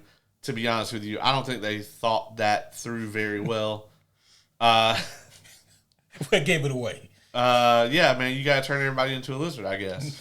Sometimes it be like that. And honestly, that's where that movie goes completely to shit. Mm-hmm. Like, I actually really enjoy that movie up until that moment. Yeah. It has my favorite Stan Lee cameo in it. When they're in the library. Oh, that is a he's great like listening to the music and like the Spider-Man and Lizard Man fighting behind him. And at one point, like I think a desk almost hits him and Spider-Man webs it and catches it. Yeah, it's incredible. That's my favorite Stan Lee cameo, period. So. Oh, that's great. Yeah. It's so good. I'm so glad that he didn't turn Stan Lee into a lizard person. So. Man, Andrew Garfield was robbed. Oh, for sure. Yeah. Imagine being that good in a series that is helmed by Amy Pascal. God. I mean, everybody keeps talking about like, oh, they're going to bring Tubby Spider-Man back for whatever. I would much prefer it be Andrew Garfield Spider-Man. I have room for both of them in my heart. Oh, me too. But if I got to pick one, if they're only going to give one of them some time in the sun, I want it to be that one. I would agree only because Andrew hadn't had those iconic moments in his movies like Toby has. So yeah, for that reason, I think I would agree. All right. Next up. In Daredevil Season 2, exactly how many of the Hand did Matt fight, and how do you smuggle that many ninjas into New York? Infinite. Fucking infinite, bro. I hate Season 2 of Daredevil. You hate it? I hate it. Like, I love the Frank Castle stuff at the beginning. Yeah. But as soon as that little, Man Without Fear arc is over with, holy shit, man. I just skip. Like... No. I'll occasionally watch his rematch with Nobu. Yeah, but I really don't care. Like once the Frank Castle stuff is pretty much wrapped, I skip the rest of that season when I watch back through it. Man, yeah. At last time I watched through, I watched that shit and Defenders. And so that's your problem because you had to watch those back to back. Yeah. I actually right before I think Born Again, I actually watched through all of the Netflix verse. Yuck. You got Daredevil Season 3, Oh, yeah. Daredevil Season 1. Mm-hmm. Daredevil Season 3. Yeah. Luke, I really love Jessica Jones. Two out of the 3 seasons. I like both seasons of Luke Cage. Yeah. Iron Fist exists. Yeah. So, yeah, man. Season 2 of Daredevil it gets so far into the hand, like it's like every episode Daredevil's fighting 70 fucking hand ninjas. Yeah, like the TSA is not that efficient in Marvel Universe apparently, because I mean I get it, they're ninjas, so they're trained to sneak. Yeah. But I mean, you lived in New York. If there was 2,000 ninjas running around, I think somebody... I think I noticed one or two of them. At least, yeah. I think I would. There's not that many places they can hide. It's very crowded. You know? I remember something. I think it might have been, was it Stephen DeKnight who did work on Daredevil on Netflix? Yeah. I remember... Also the showrunner for Spartacus. That's right. Yeah. One thing he mentioned was that the show was doing really well. Like in season 1, it overperformed, and they wanted to like get an increase in their budget, but they couldn't. Like Netflix was dead set against giving them more money, and that is the reason he stated as to why they used so many goddamn ninjas in season 2, because they just had to like, what can we do that's cost efficient that will eat up time? We can put these dudes in ninja outfits and have Matt beat the shit out of them. Right. Yeah. Forever. Yeah. Yeah. Because that was back when Netflix was like, no, we need 14 episodes, and you got to have one where the hero is like down and out. Yeah. It's a necessity. Because every damn season of every single one of those shows has that. Yeah, that is true. Yeah. Shout out to the Marvel Netflix verse. There have been worse attempts to do things. Oh, for sure. See the DCEU. Or anything Sony has done. All right. Next up, how is Kraven a hunter when in his own movie he doesn't actually hunt any animals? Was the movie actually called Kraven the Hunter? I'm pretty sure it is. I'm looking it up now. Is it just called Kraven? That's a good question. It is called Kraven the Hunter. Yeah, okay. I don't know, dog. Sony. That's my answer, is Sony. So, like, obviously, the harder thing to determine would be, like, what's the worst Spider-Verse movie at Sony that doesn't have Spider-Man in it? Because they're all different flavors of atrocious. Like, I think out of all of those shitty attempts, I think Venom 3 might be the one that I like the most of all of them.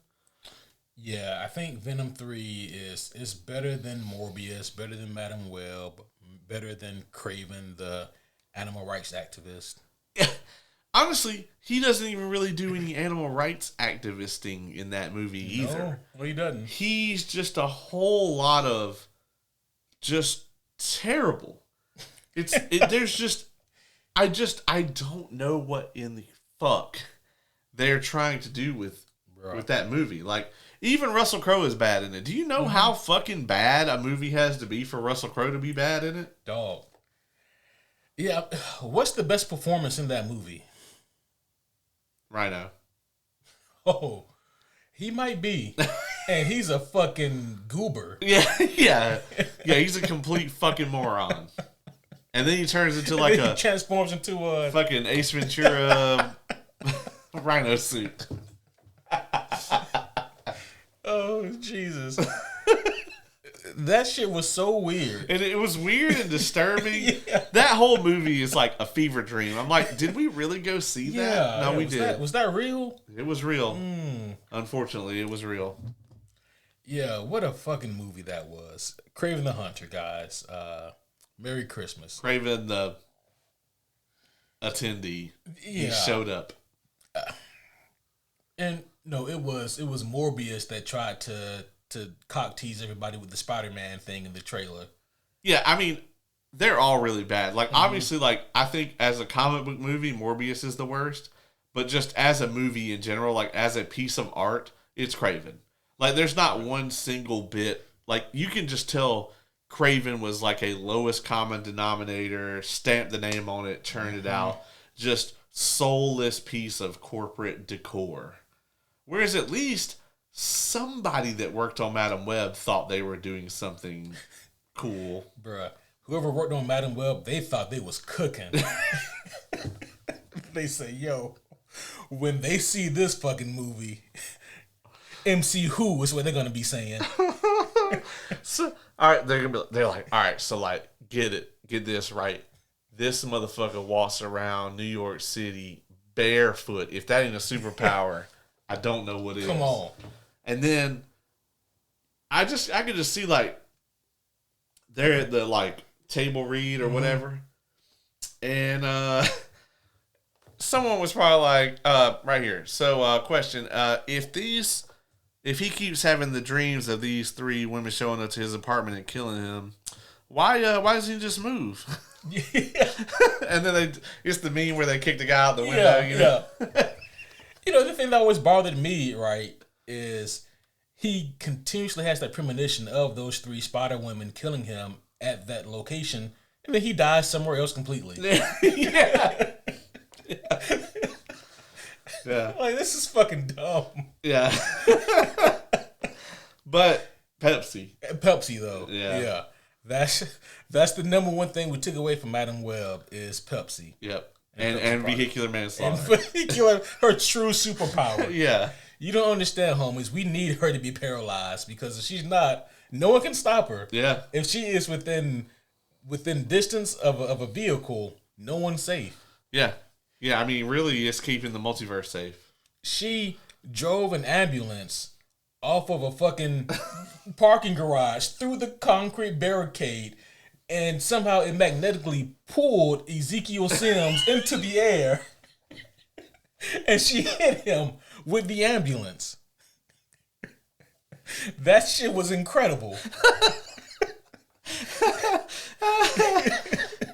It's gonna be like the last scene of Doomsday, and like everybody's down and out, and Dr. Doom's giving his monologue. You just hear, burr, burr. Oh no! And it's just Madam Web driving Optimus Prime. Yeah. Oh no! If that happened, dog, I don't know whether to give the movie a 10 or a 0. Yeah, yeah. I'd have to think about it. Yeah. It's like the Bat Command Man, right? It's like, did that help the movie or hurt it? It's like, do I like that or not? Oh, Morbius. Oh, man. Remember when they chose Sony and to re-release Yes. Morbius? Yes. I don't actually know if that or K-Pop Demon Hunters is like the bigger like Sony disc. But with the Morbius thing, can you just imagine if that, like, let's just say that movie had been awesome, right? Like, they had actually hired somebody who was a good actor to play Morbius, and like we liked him, and then there was like a sequel, and like the first movie had not had the Bat Kamehameha in it, and then like, you know, in the sequel, they always got to, like, take out, like, a minor villain at the beginning, like, the first 15 minutes or whatever. What if, like, that's how he had done it? Oh. Like, there's this whole action scene, and at the end, he just busts that shit out. Ah. Everybody be like... Instead, they put that at the end of a shitty movie, Yeah. and it just made it more shitty and laughable. And we were all just like, did he just hit that motherfucker with the Bat Kamehameha? And you're like, I'm so glad I didn't get up and leave. Like, I wish I'd never sat down in the first place. Because if you gotta believe, you wouldn't have believed me. Yeah. Like, the movie deserved for us to walk out. But you're so glad you didn't. Yeah, it's really about the morbid time we had along the way. Yeah. God damn it. Exactly. Okay. Next question. If Stormbreaker was powerful enough to cut through the force of the Infinity Gauntlet, then why isn't Thor the most powerful being in the universe?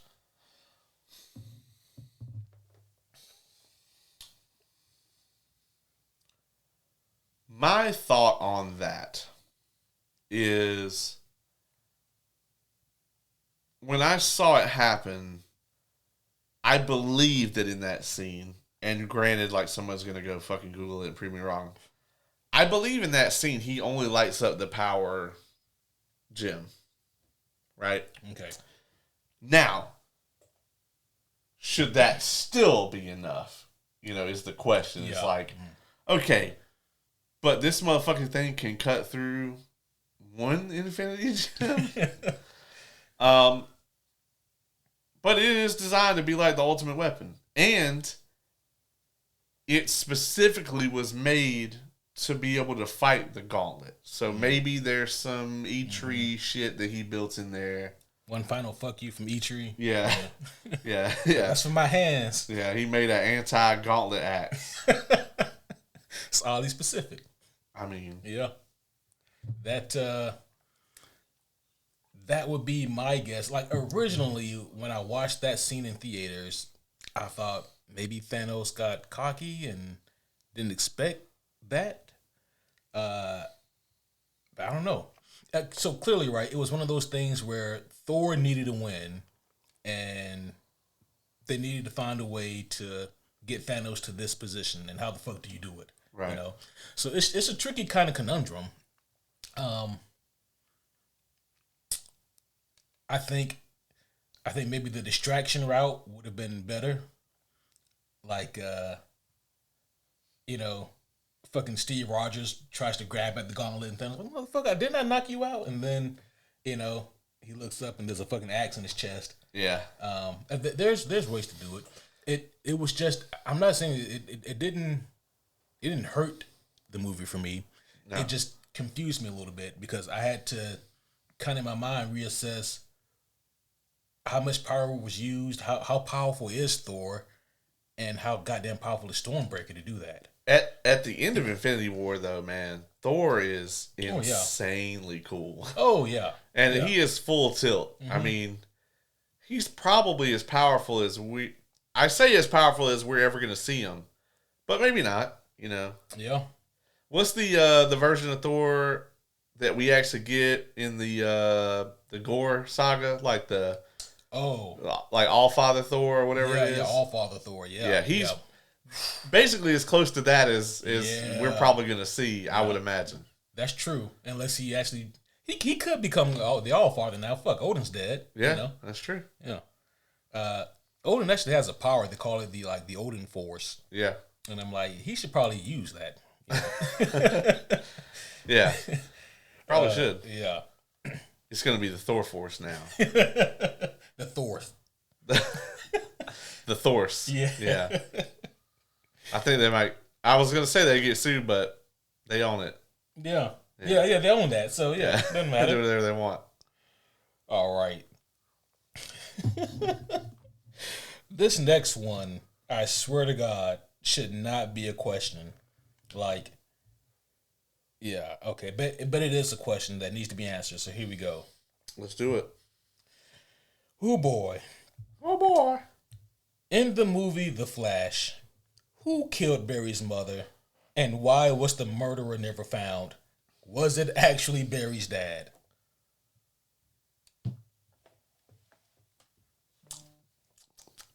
Like, the movie clearly, without saying a fucking thing,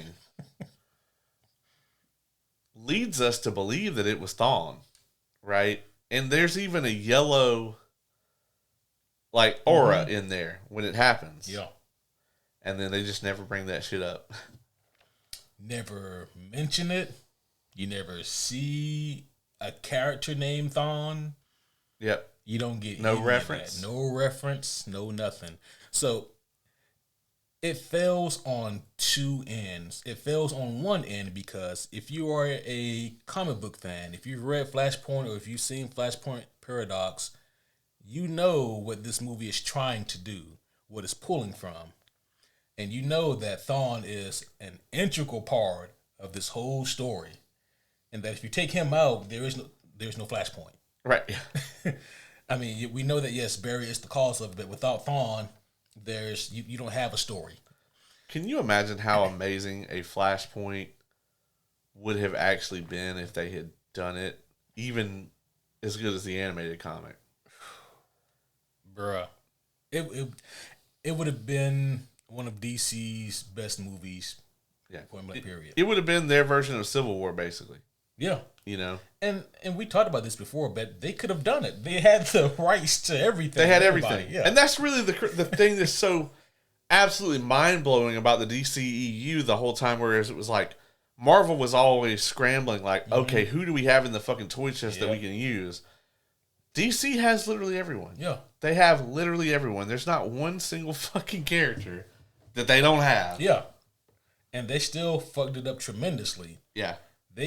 Matter of fact, Aquaman, he wasn't in Flash, but Wonder Woman was. Like, they could have done the Atlantean and the Mascara War, you know. They could have not got George Clooney. Yeah. Picked up Jason Momoa. Mm-hmm. And done the whole thing. They could have had the whole fucking thing. Absolutely. They could have. That's what's so crazy is that they actually fucking paid Batman and Wonder Woman to be in the movie. Mm-hmm. Yeah. And fucked them up. They gave Batman his worst suit yet. How do you make a suit worse than the George Clooney nipple suit? And the Bat-Pod was weird, right? Yeah, it was this kind of weird, cringy CGI thing. It was the whole CG in that movie was all fucked up. Yeah. Yeah, it was bizarre. It was also weird seeing Batman having such a hard time dealing with just normal armed thugs. Is that the other movie where we were like pretty sure Gal Gadot wasn't on set with them most of the time? That was definitely the case for Shazam. I think that might have also been the case for this movie. Oh yeah, Shazam. She was definitely on a soundstage somewhere. Yeah. Yeah. But like I said, the Flash movie fails in two parts because one, it disappoints you if you're a fan of the comic book and you know what they're trying to do and they just never do it. They choose not to. And then it fails on the other side too because if you're a casual, you're thinking that this is just a plot thread left fucking open. Right. You know? And for all we know, that's the case. So, I mean, right now the cops have Barry's dad locked up for murdering his mom. And as far as we know, he might have did it. Yeah, and Barry's like a terrible crime scene analyst because he got nothing. He got literally nothing. He ain't got a goddamn clue who did it. Yeah, there's not even anybody, you know. This is the very evident, like, this is the OJ thing where it's like, all right, well, if he didn't kill him, then who did kill him? Right. I guess we'll never know. Guess we'll never know, yeah. And, like, bro, I remember when the trailers came out, it had so many theories. Like, the second Barry's actually thawing in disguise. Or I remember even sitting in theater, sitting through the entire shit show, coming to the end of the movie, I'm thinking, oh, we're finally going to get it now. Yeah, yeah. He's going to press the little thing, a little yellow suit's going to come out. No. Nothing. So I don't know how that got passed. Andy Muschietti, I need you to just make another season of Welcome to Derry and stay the fuck away from Brave and the Bold. How the fuck? Okay, let's just also add in too, right? Like, how the fuck did they get like all of that into the movie and Michael Shannon Zod and still fucking up? It was a fuck up of such an incredible proportion. You know, I actually thought, like, because Aquaman wasn't confirmed for the movie, but Diana was, I thought, okay, well, maybe instead of, in this alternate timeline, instead of the Atlanteans, it's going to be like Zod actually is trying to do his shit. Like, his Kryptonians are on Earth, and it's the Kryptonians versus the Amazons. That would have been cool, too. Yeah, I was like, oh, man, they could do some really cool shit with that. Yeah. Whatever. Nope. No, dog. Yeah, so... Oof. Also, Flashpoint Superman get his fucking ass kicked by Zod. Oh, for sure. Oh, yeah. Yeah, no, that would not be fucking pretty. No. Absolutely not. Because, like, full power Superman about got fucked up. Oh, yeah. All right. Next up, in The Boys... Why hasn't Homelander just murdered all of his enemies? Having quotation marks specifically in the latter seasons. So like once he's gone full MAGA Homelander and everybody supports him and his... Magalander. Yeah, Magalander. Why hasn't Magalander murdered all of his enemies? Yeah, I mean, this is the biggest plot hole in the show that has many. And it's just like, okay, so Butcher has some superpowers, but pretty much everybody else... for better or worse, other than Annie, are just regular ass people. And he's vilified Annie endlessly. So, like, why doesn't he just kill them all? It's not like he couldn't. It's not like he doesn't know where they are or couldn't find out where they are. He's been in the same room with them multiple times. Why doesn't he just kill them? And that's what I mean, right? I think it was season 3 where he finally goes like full MAGA or whatever. And when he does that, like he kills like someone who's shitting on him in public. He does it in front of everybody, and then his supporters start cheering for him. And in that moment, I thought, "Oh yeah, okay, we're doing this. You're right. This is great for the show because now all gloves are off. Like they're not safe. Like there's nothing they can do. They're gonna have to act before he does." But no, No, we're still just fucking around. yeah. Whereas previously in the earlier seasons, he had to kind of play it somewhat smart and cool because if he murders these people in public, that's gonna do terrible things for him and for Vought. Right. But now there's no reason for him to not just murder them. Like you said, they've been vilified, and his supporters love him no matter what. So, what could he possibly do that would hurt his? Yeah, we killed these well-known Starlighters. Yeah. End of story. We saved the day. Yeah, right. Congratulations. Yeah. Wouldn't even make the front page. Nope. So yeah, it's just a weird kind of conundrum. Because on one hand, they almost paint it like he can't be bothered with them, but on the other hand, they're the ones who are fucking his life up.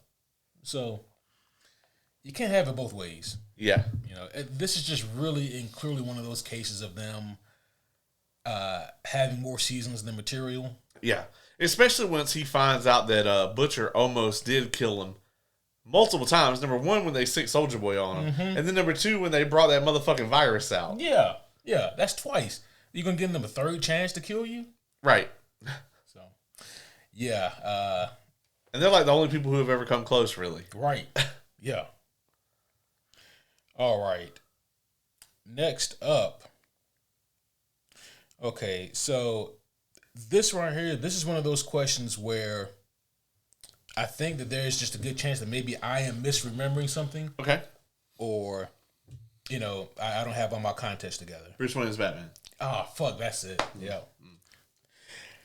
In Iron Man 2, we see a folder titled Avengers Initiative. But who the fuck was supposedly in it? Because Thor had not shown up yet, Banner wasn't hiding, and Cap was MIA. Not necessarily. They knew of Banner. They knew of him. And they knew where he was. Okay, so we'll say Banner was in it. Okay. We actually don't know how long how long there was between when Steve wakes up at the end of Cap and when they initially found him on ice. Well, it's in the post-credit scene at the end of Thor, isn't it? He calls up. We see, what's his name? Coulson. Yeah, Coulson. Yeah. And he says, hey, we found him. Right. Okay. So let's say that Steve Rogers wasn't quite in it yet. Mm-hmm. They knew of Thor because obviously the hammer had already landed in the desert as of Iron Man 2 because that's where Coulson leaves during the movie to go to. But what does that mean to them at that point? Well, maybe nothing, but maybe, right off the rip, the Avengers was just going to be Hawkeye, Black Widow, Banner, and Iron Man. Yeah. So we know that, well, I've always taken this as Nick Fury bullshitting, but according to Fury, Tony was taken off. Right, yeah. So, I mean, so his team of Avengers was 2 SHIELD agents and a fucking scientist. Who is uncontrollable. Yeah. An uncontrollable mega rage monster. Yeah. So, I don't know. His team just needed a little bit of help, I thought. I mean, they were struggling. Yeah. Well, maybe he was going to put Carol on it. I guess he if he had that page the whole goddamn time. Right. Yeah. I know this person that got all their powers from an Infinity Stone. They are insanely balling, like really can't be beat. Really absolutely nuts, and they owe me a favor. Mm-hmm. And I have this button I can call them at any time. When the fucking wormhole opened and the giant alien army poured through, that apparently was not pager time. Yeah, that's a problem. Yeah. Neither was the we're gonna nuke New York City to contain them. Mm-hmm. Yeah. Yeah. Also a problem. Yep.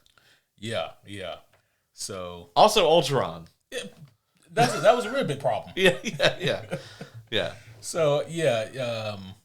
Well, he's not in charge of Shield anymore. There is no Shield, but next time Fury maybe press the button. You know? Right. Yeah. I mean, he was there when the Ultron shit was going down. Yeah. Yeah. Oh boy. Oh boy. So I need to go to the universe where that Avengers movie came out, where it's just bare bones. It's basically just Shield. Shield, and then Tony Stark reluctantly agrees to help them. Right. All right. Oh boy. The Guardians show up. I mean, hell, they could have stopped the Chitauri real easy. Yeah, Rocket says he could have stopped the Chitauri like by himself. Yeah. Everybody else could have already been getting the shawarma. Right. Okay. So for this next question, I hope that all you homies listening have a real clear, easy answer for this. But for anyone listening, if you struggle with this question, I need you to really sit down and think about some things. But it needs to be asked nonetheless. The next question is, how exactly could someone like Kingpin ever actually be elected mayor of New York? Did someone send that in? Or that's you? A little bit of both. Okay. Listen.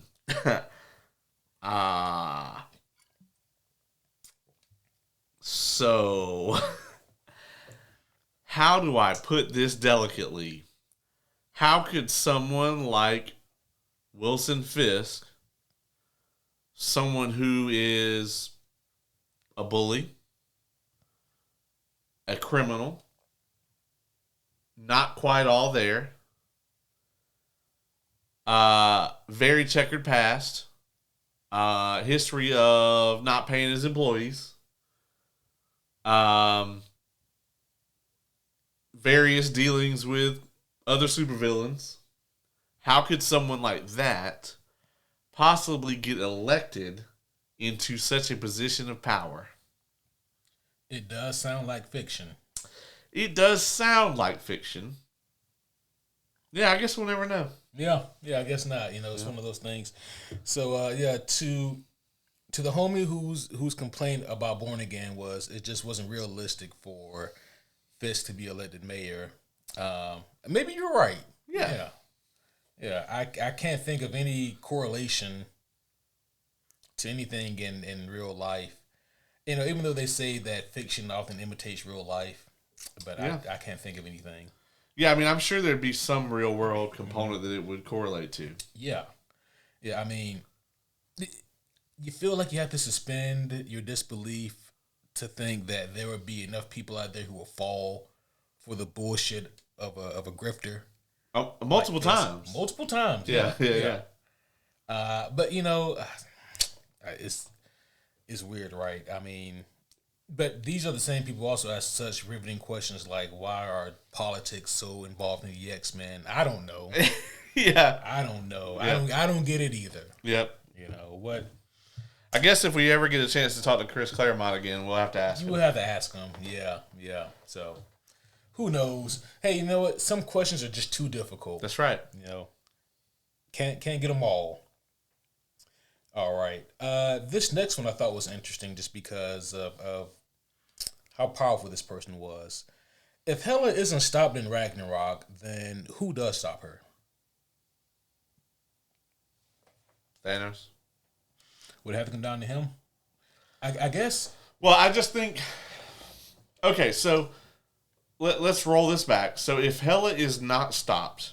Yeah. In other words, if Ragnarok doesn't happen... Right, yeah. If Hela isn't stopped, then that means that we don't get Ragnarok, right? Yep.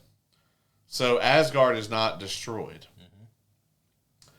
So we do know that very shortly after Ragnarok happens, that's when Thanos shows up looking for the rest of the Infinity Stones. Yep.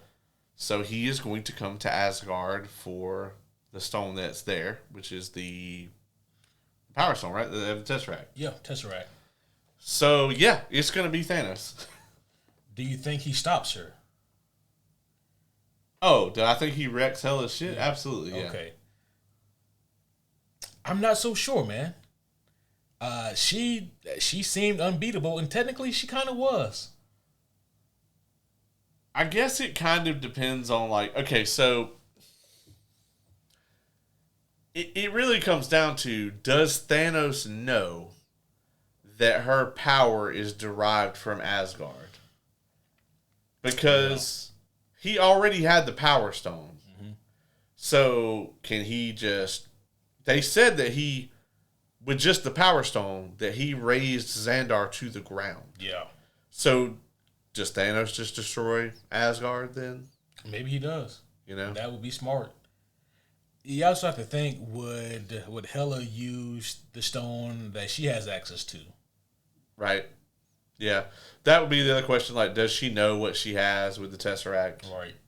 I imagine if she has such a keen eye that she recognized the fake Infinity Gauntlet, I have to assume that she would know what her father has had. Yeah, what the Tesseract is. Yeah. Well, then again, though, Odin did hide that shit on Earth. Yeah. Maybe he was trying to keep it from her, True. Maybe that's one of the reasons he hid it on Earth with the Nazis. She's like, my father wouldn't hide it there. Yeah.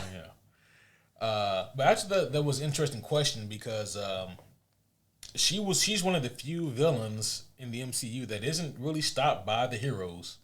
Yep. Okay, I got one more for you. Then we'll take this thing on home. Okay.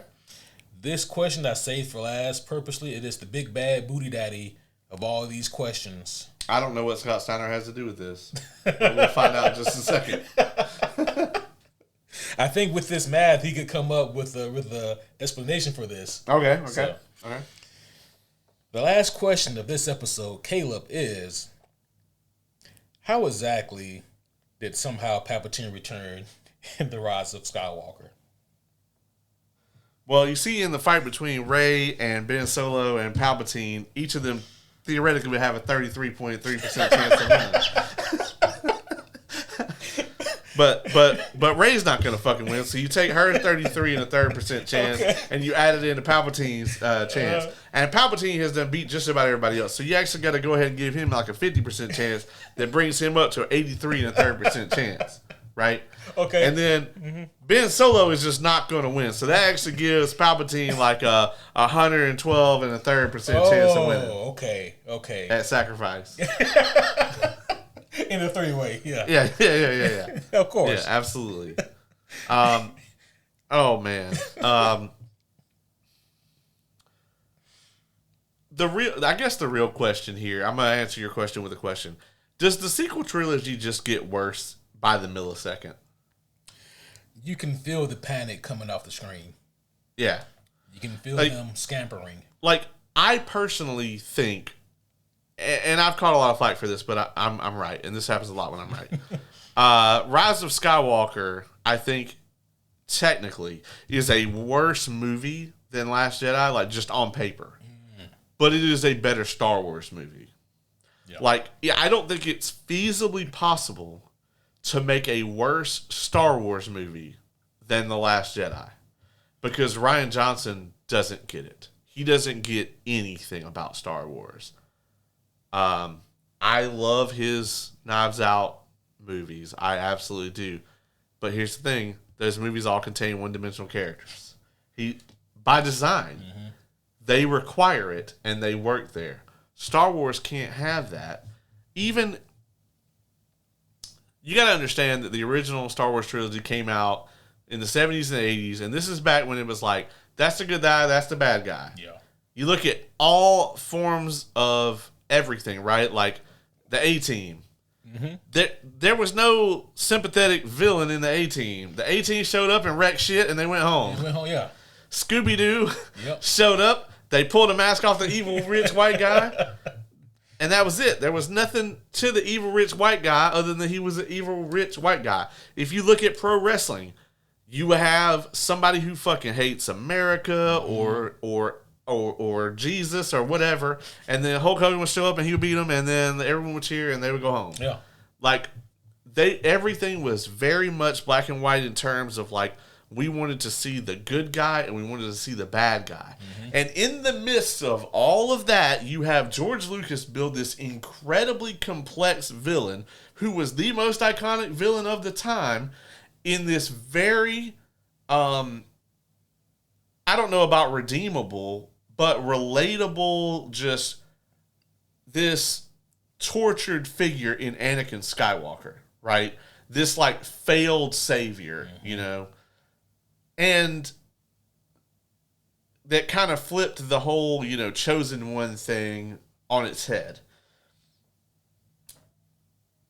That was this novel, incredible thing back then. So even at the very root of Star Wars, they didn't even have one-dimensional characters when that's what everyone wanted. Yeah.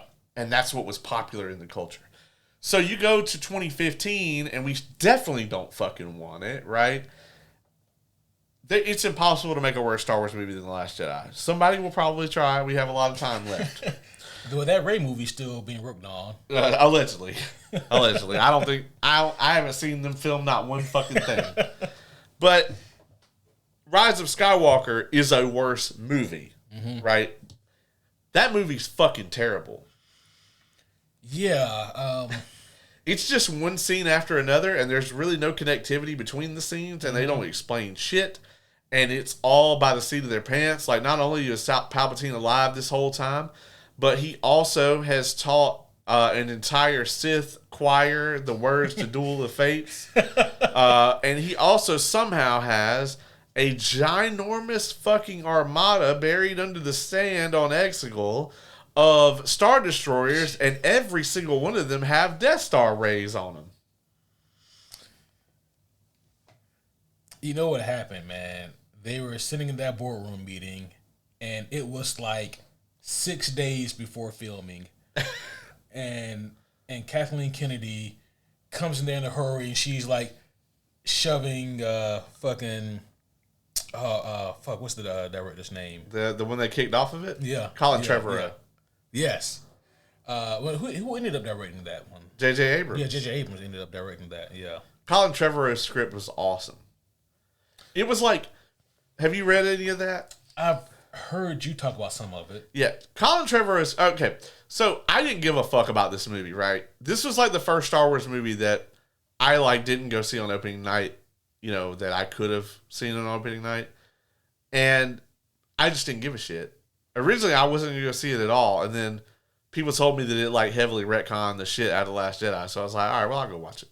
I didn't know that. I didn't know that you didn't go see it on opening night. No, I didn't give a fuck, because the thing is, like, the way Last Jedi ends, there's nothing to do. Yeah.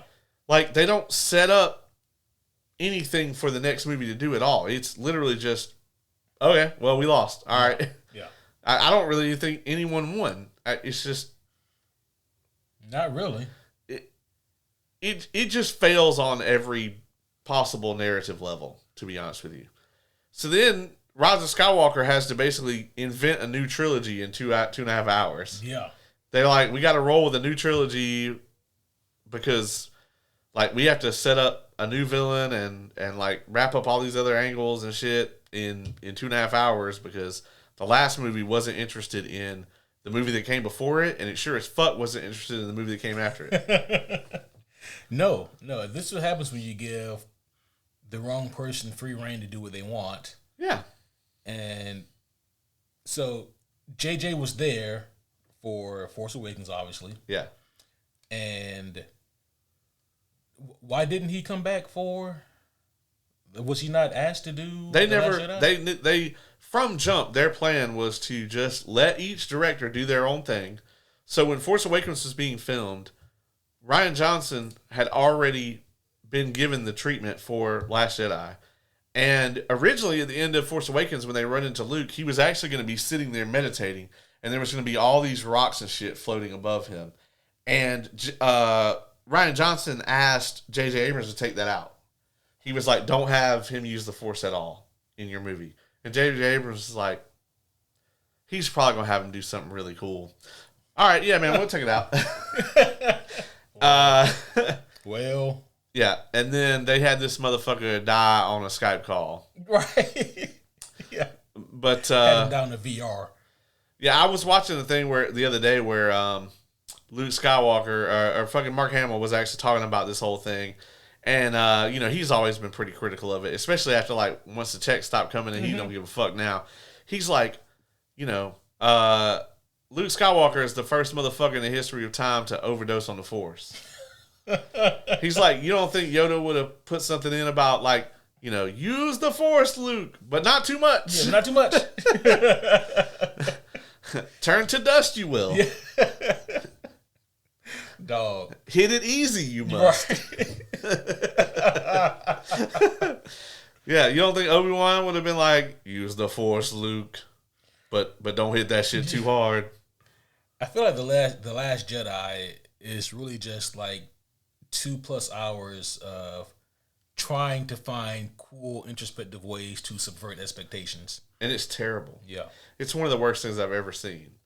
And so, like, yeah, Last Jedi, there's so many things in it that don't make any fucking sense. How was Chewbacca not on that fucking freighter that gets destroyed? Why the fuck does Rey have weird-ass Force abilities that she never trained in, even though we actually finally do see her train in the movie? Why the fuck does anybody care that the First Order magically has jetpacks now? Why did they not already have them? What the fuck is Ben Solo doing? Why doesn't he just kill Palpatine in the beginning when he has the chance? Like, there's just so many things that don't make any sense. The Palpatine return shit, the fact that we actually see Vader and the Emperor spend 20 years trying to get the Death Star built. Yeah. We see in Andor that, like, they have an entire prison planet that's dedicated to making one piece of this space station. Right. One piece. Yeah. So, like, the Emperor just, without anybody noticing this drain on resources in the galaxy, just yeets, like, hundreds of these things under the ground on a random planet. The dagger in Rise of Skywalker is incredibly awful. So, you know what I'm talking about? Vaguely. There's the MacGuffin where they find the Sith dagger. Oh, yeah, yeah. And it has the ancient inscription on it, and Rey goes to where the Death Star crashed on Endor. Yeah. And holds the dagger up, and the shape of the wreckage matches what's in the dagger. Yeah. One of those. That shit. Number one, the Death Star wasn't there when that shit was allegedly written. They had no way of knowing it was gonna ever be built, and then fall exactly like this. And then let's just assume that you're going to believe in all of that contrived bullshit.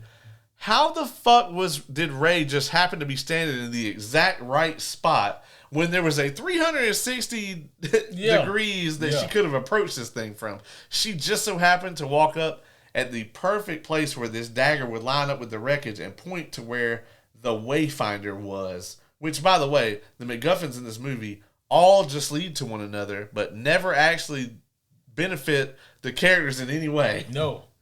Yeah, no. It's almost like just finding fragments of a map.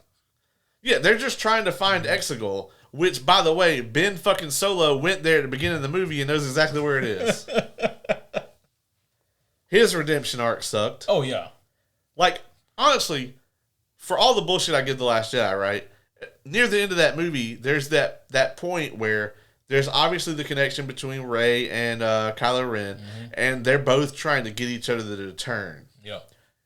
If you had either of them turn at that moment, I think that I wouldn't have loved the movie still, but I think that would have been a good version of subverting expectations. I think that actually would have been quite profound. If you would have either had Rey be like, yep, and like give in and turn evil, or either way, if you'd have had Ben at that moment decide to come back, I think right then and there, it would have been perfect. But if you weren't going to have those characters do it right then and there, you don't do it at all. And nobody thought that moment was awesome when it happens. No. Like, okay, I'll give them at best them teleporting the lightsaber. Yeah. Just because they spent the whole movie setting it up, so it would make sense. Right. But it was a cool moment. If there was going to be a cool moment, that was a cool moment. That's all I got. What about the Space Forces? No, that's awful. That movie does have the best lightsaber fight in it. The Rey and Kylo fight is pretty good. Of the sequel trilogy. Okay, I was like, when you say the best lightsaber... Yeah, of the sequels. No. Okay. At that moment, it was the best lightsaber fight that Disney had done at all. Yeah. But it's not even... I guess it's probably in the top 3 because to me, number 1 would be Sol and Kamir at the end of Acolyte. Okay, I haven't seen that one. Number 1. Number 2 would be Anakin and Obi-Wan in the Obi-Wan show. And then number 3 would probably be Rey and Kylo at the end of Rise of Skywalker. Also, while we're talking about Rise of Skywalker, in case, I haven't been going on for long enough, this motherfucker's like, I could just sit here. He could go on forever. So Han Solo doesn't have, enough of a connection to the Force to be a Force ghost, right? True. Right? Yeah. Okay. So you know how, after that fight with Rey, Kylo throws his lightsaber into the ocean, and by that point, you're like, no, that's the only cool thing about you. Don't throw anything. And then, his dad appears to him and, forgives him or whatever. Yeah. Yeah, so, Han Solo doesn't have the Force connection to be able to do that, so, Kylo just, forgives himself. Yeah. And sometimes that's what you need to do. Yeah, he just, hallucinates him forgiving himself. His subconscious was like, he's so fucked up. If I don't do this, it was just like a disaster recovery. You know? Yeah. It's like, this is the nuclear option. God damn. And on a dark kind of note, that reminds me one of my favorite DC stories. It's just a story. It's called Justice, right? Justice. And in the beginning of it, there's this cataclysmic event that's taking place, and all of the heroes are trying their best to save who they can, but it's just fucking awful. And they have a plan, the Justice League do, to kind of reconvene at a certain place, and Wally, he's I think he's one of the last to show up, but when he shows up, he's imagine that. He's breathing heavily, and everybody else is suffered all these casualties, and so many people who died they tried to save. They're Barry, man, how are you? We were worried about you. He goes, man, I struggled, but man, I did it. I was able to save them all, but I almost died doing it. And they look at each other Barry, all those people died, And he was fuck, he was just so in his own head that he couldn't even fathom that he could let something like that happen. But lo and behold, he was just traumatized by it, made some shit up. Yeah, I mean, I think they dropped the ball with every single arc in the sequel trilogy, to be honest with you. No one has a good arc, No. It's hard to say that no one has a good arc because some people flat out don't have arcs. Yeah. I think Leia might be maybe the only person with a good arc, or maybe Luke. You think Luke has a good arc? I think, okay, from a purely narrative standpoint, if we want to take movies A, B, and C into account, right?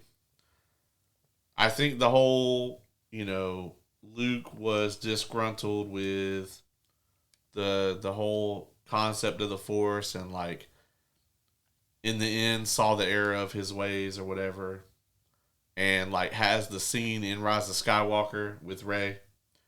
I think that would be a good arc on paper.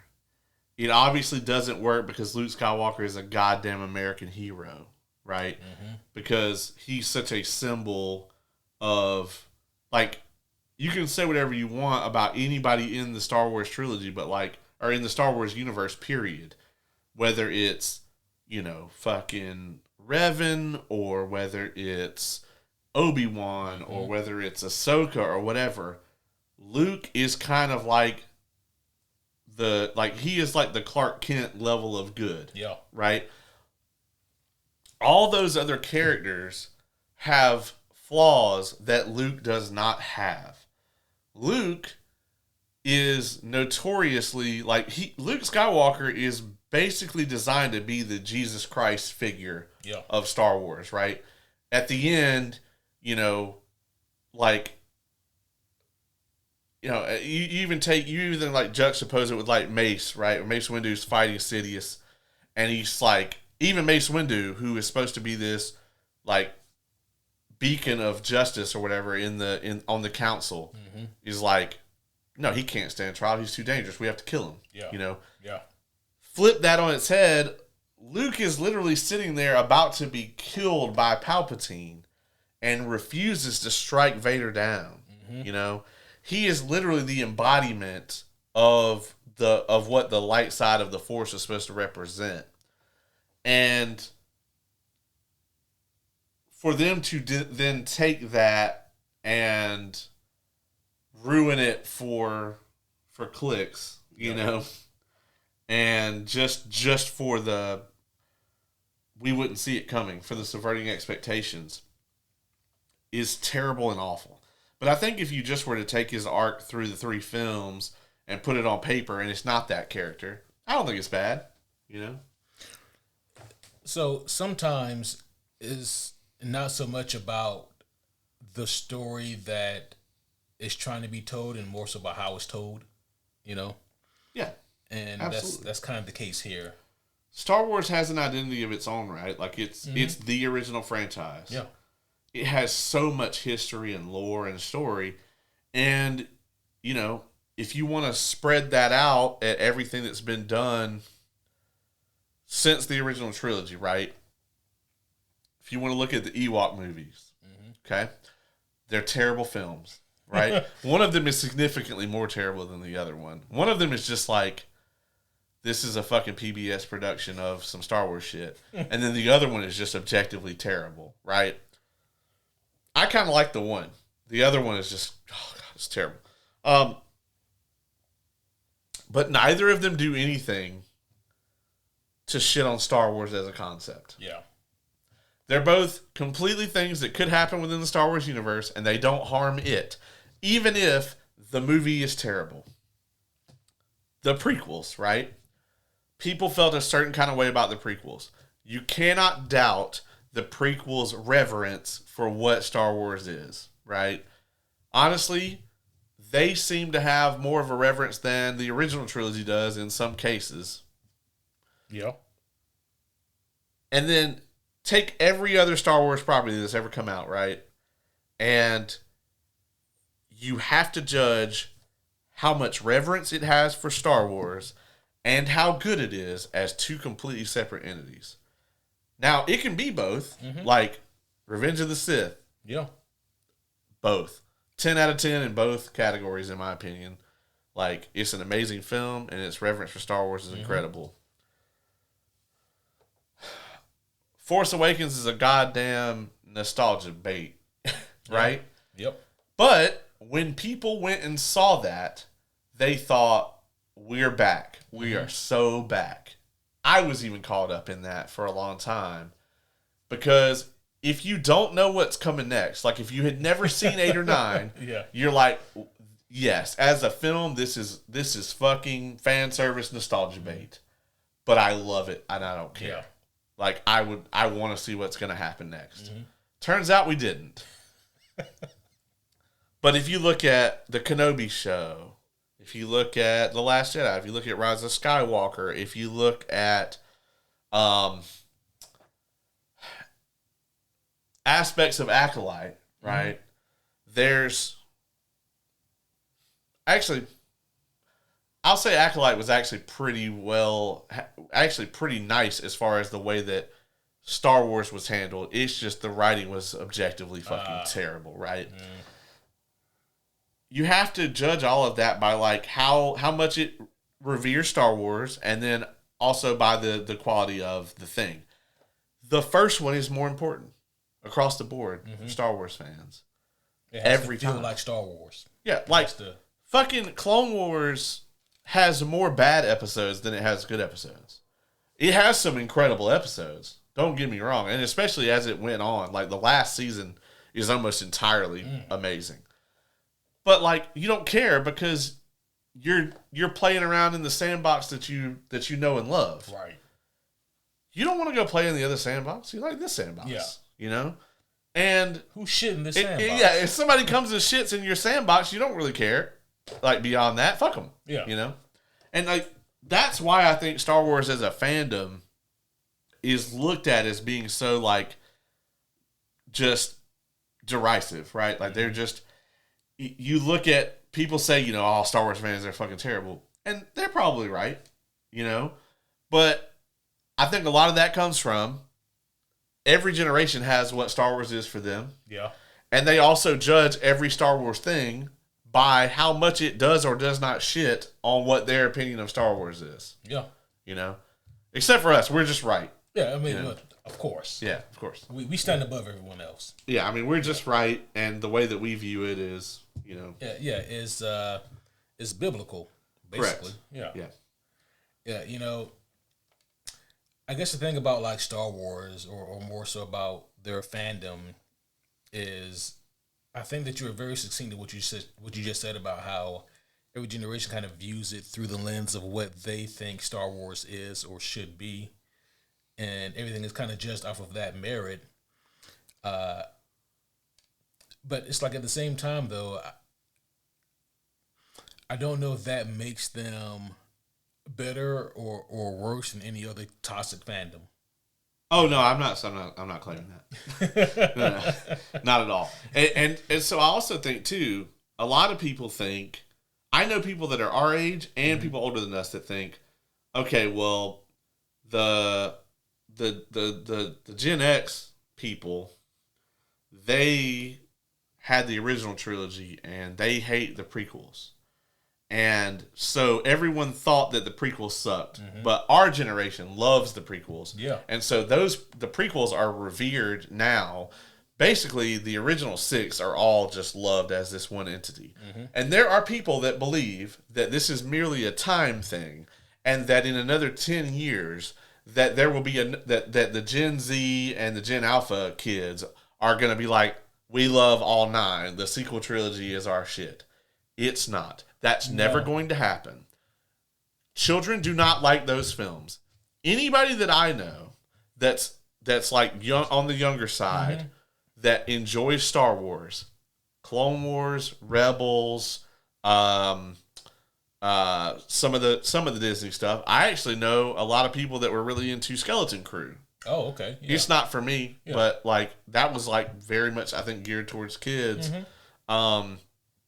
Even some people out there that really love Acolyte or like saw like the Kenobi show and got into I don't know why you would, but you know, that's the things that people are into. I think Clone Wars and Rebels is that generation's Star Wars and Mandalorian. Yeah. You know, people are really into Mando and Grogu. Because Mando was really a thing that parents could watch with their kids. They could put it on, and they're watching Star Wars, and their 4 or 5-year-old just wants to see whatever fucking Baby Yoda was going to do. Yeah. Did you hear the pain in me saying that? Like, I had to force that out. You did, yeah, because you're one of those Grogu purists. Because that's his fucking name. Okay, but it's not his title, though. His title has been deemed Baby Yoda. I'm just on the outside here looking in and, you know, seeing what different people call him. His name is Grogu. I'm aware. I'm just saying. I'm just representing the people. Calling him Baby Yoda is fucked up, dog. Because he's just a small version of another person they know. Hey, we've done worse things as society. Far worse things. I'm just saying, man, it's insanely racist to call him Baby Yoda. He can take it as you are a baby version of one of the most beloved and most powerful characters in all of the Star Wars universe.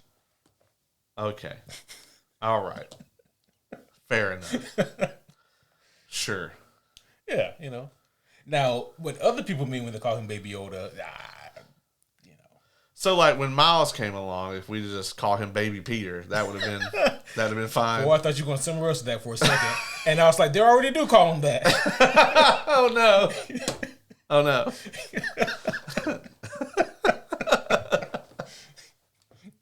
Fuck. Oh, man. What if like Yoda becomes a slur for like their entire race? Oh no. They gotta take that word back and make it powerful again. You know? Jeez. Yeah, you stupid fucking Yoda. There's an alternate like timeline, like or not alternate timeline, but like in the future, you know, like in another 50 years when he's like grown up some or whatever. Be like, Yoda, please. And then like somebody else is like, oh, are you baby Yoda? Be like, oh no, you can't say it. Can't say that. Yeah, no, what you doing, man? No, only he can say it. You can't say it. Fucking Mando takes off the helmet. It's Pedro Pascal, and he's like, no. The fuck you say to my son?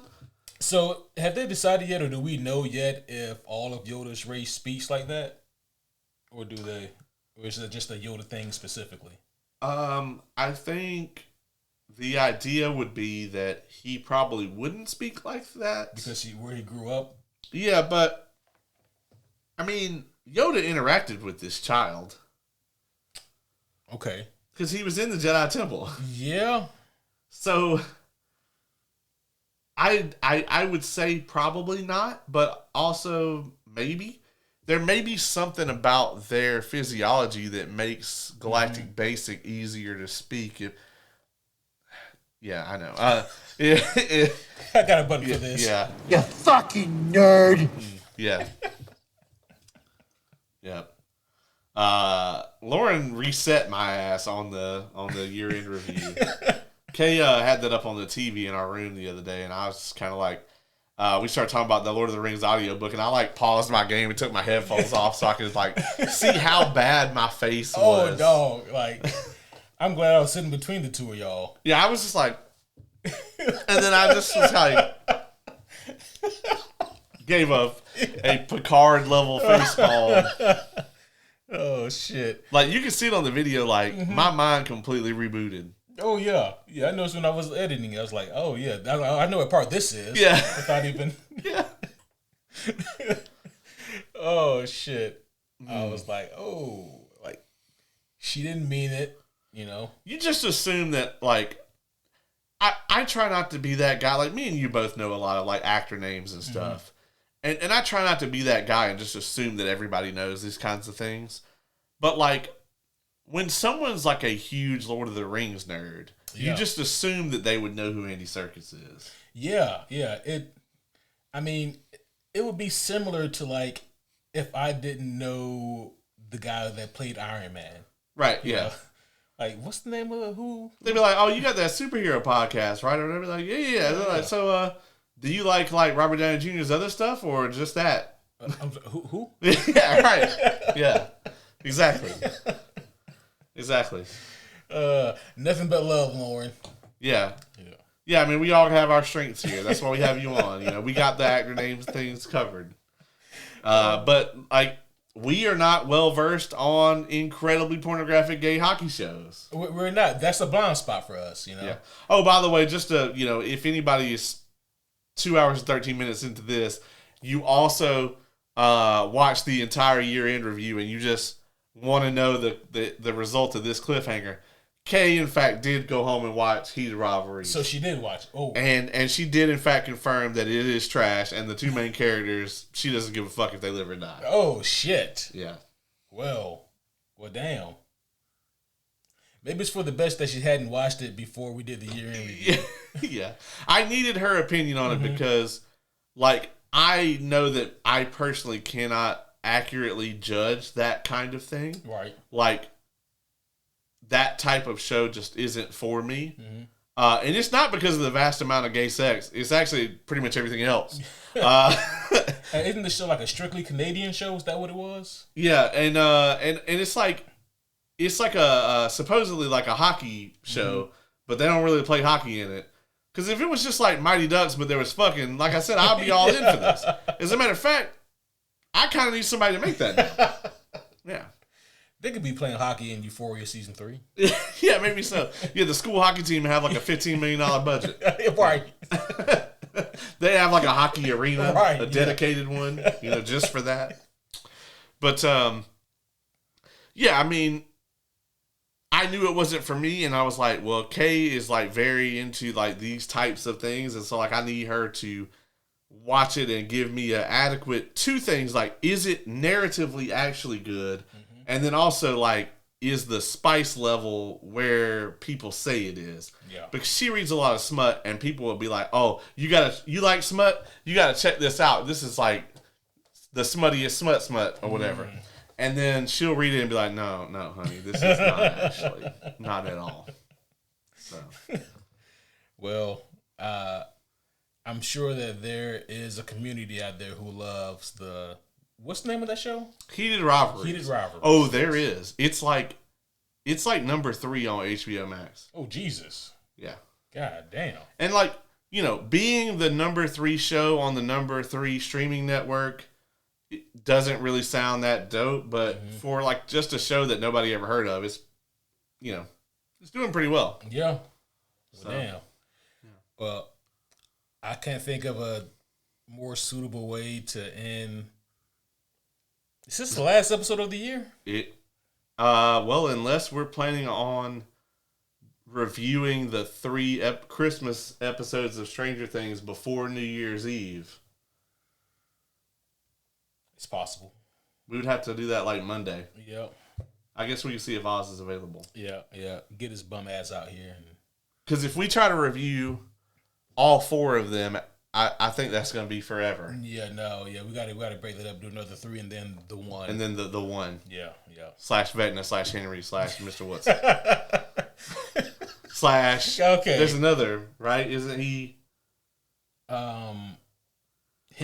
He had a name when he was at the janitor. Where he first introduced himself. It's like Frank or some shit like that. You know what I mean? Yeah. I don't know. Fucking / Henry / Victor / Vecna / 1 / Mr. Woodson. Well, homies, that's gonna be all for this one. We have taken you all over the road and back again. Yep. And hopefully you guys have enjoyed this one. I thought this was incredibly fun and relaxing, and just a way to discuss some things, some burning questions that myself and some of you have maybe been wondering for a long time. I had a blast. Oh, yeah. So, yeah, over the next coming weeks, we're going to be coming at you with the Stranger Things reviews. We need to do Mighty 9. Oh, yeah. Because that's about to be over. And then, of course, as we've said, what we have coming up, the event that you wait all year for, the Homie Awards. I know that the homie Dylan has picked out his finest suit for this endeavor. It's going to be something. Out of all the amazing episodes we do every year, like, there's some that we do every year. Like, the year-end reviews want to look forward to at the end of the year. But at the beginning of the year, I'm always looking forward to the Homie Awards. So. Yep. And I actually have something special this year. So we got Hans Zimmer again, as I told you. You did, and his rates went up. Yeah, but we actually tracked down the entire 72-piece orchestra that they hired for the 1994 Fantastic Four movie. And he's going to be bringing them in as well. That's definitely way over budget. Yeah, I wasn't. I'll let you worry about all of that stuff. Yeah. I just bring in the talent, and then I'll let you worry about the money. Yeah. I know we said we are going to take this thing home, but have you seen the Odyssey trailer? No.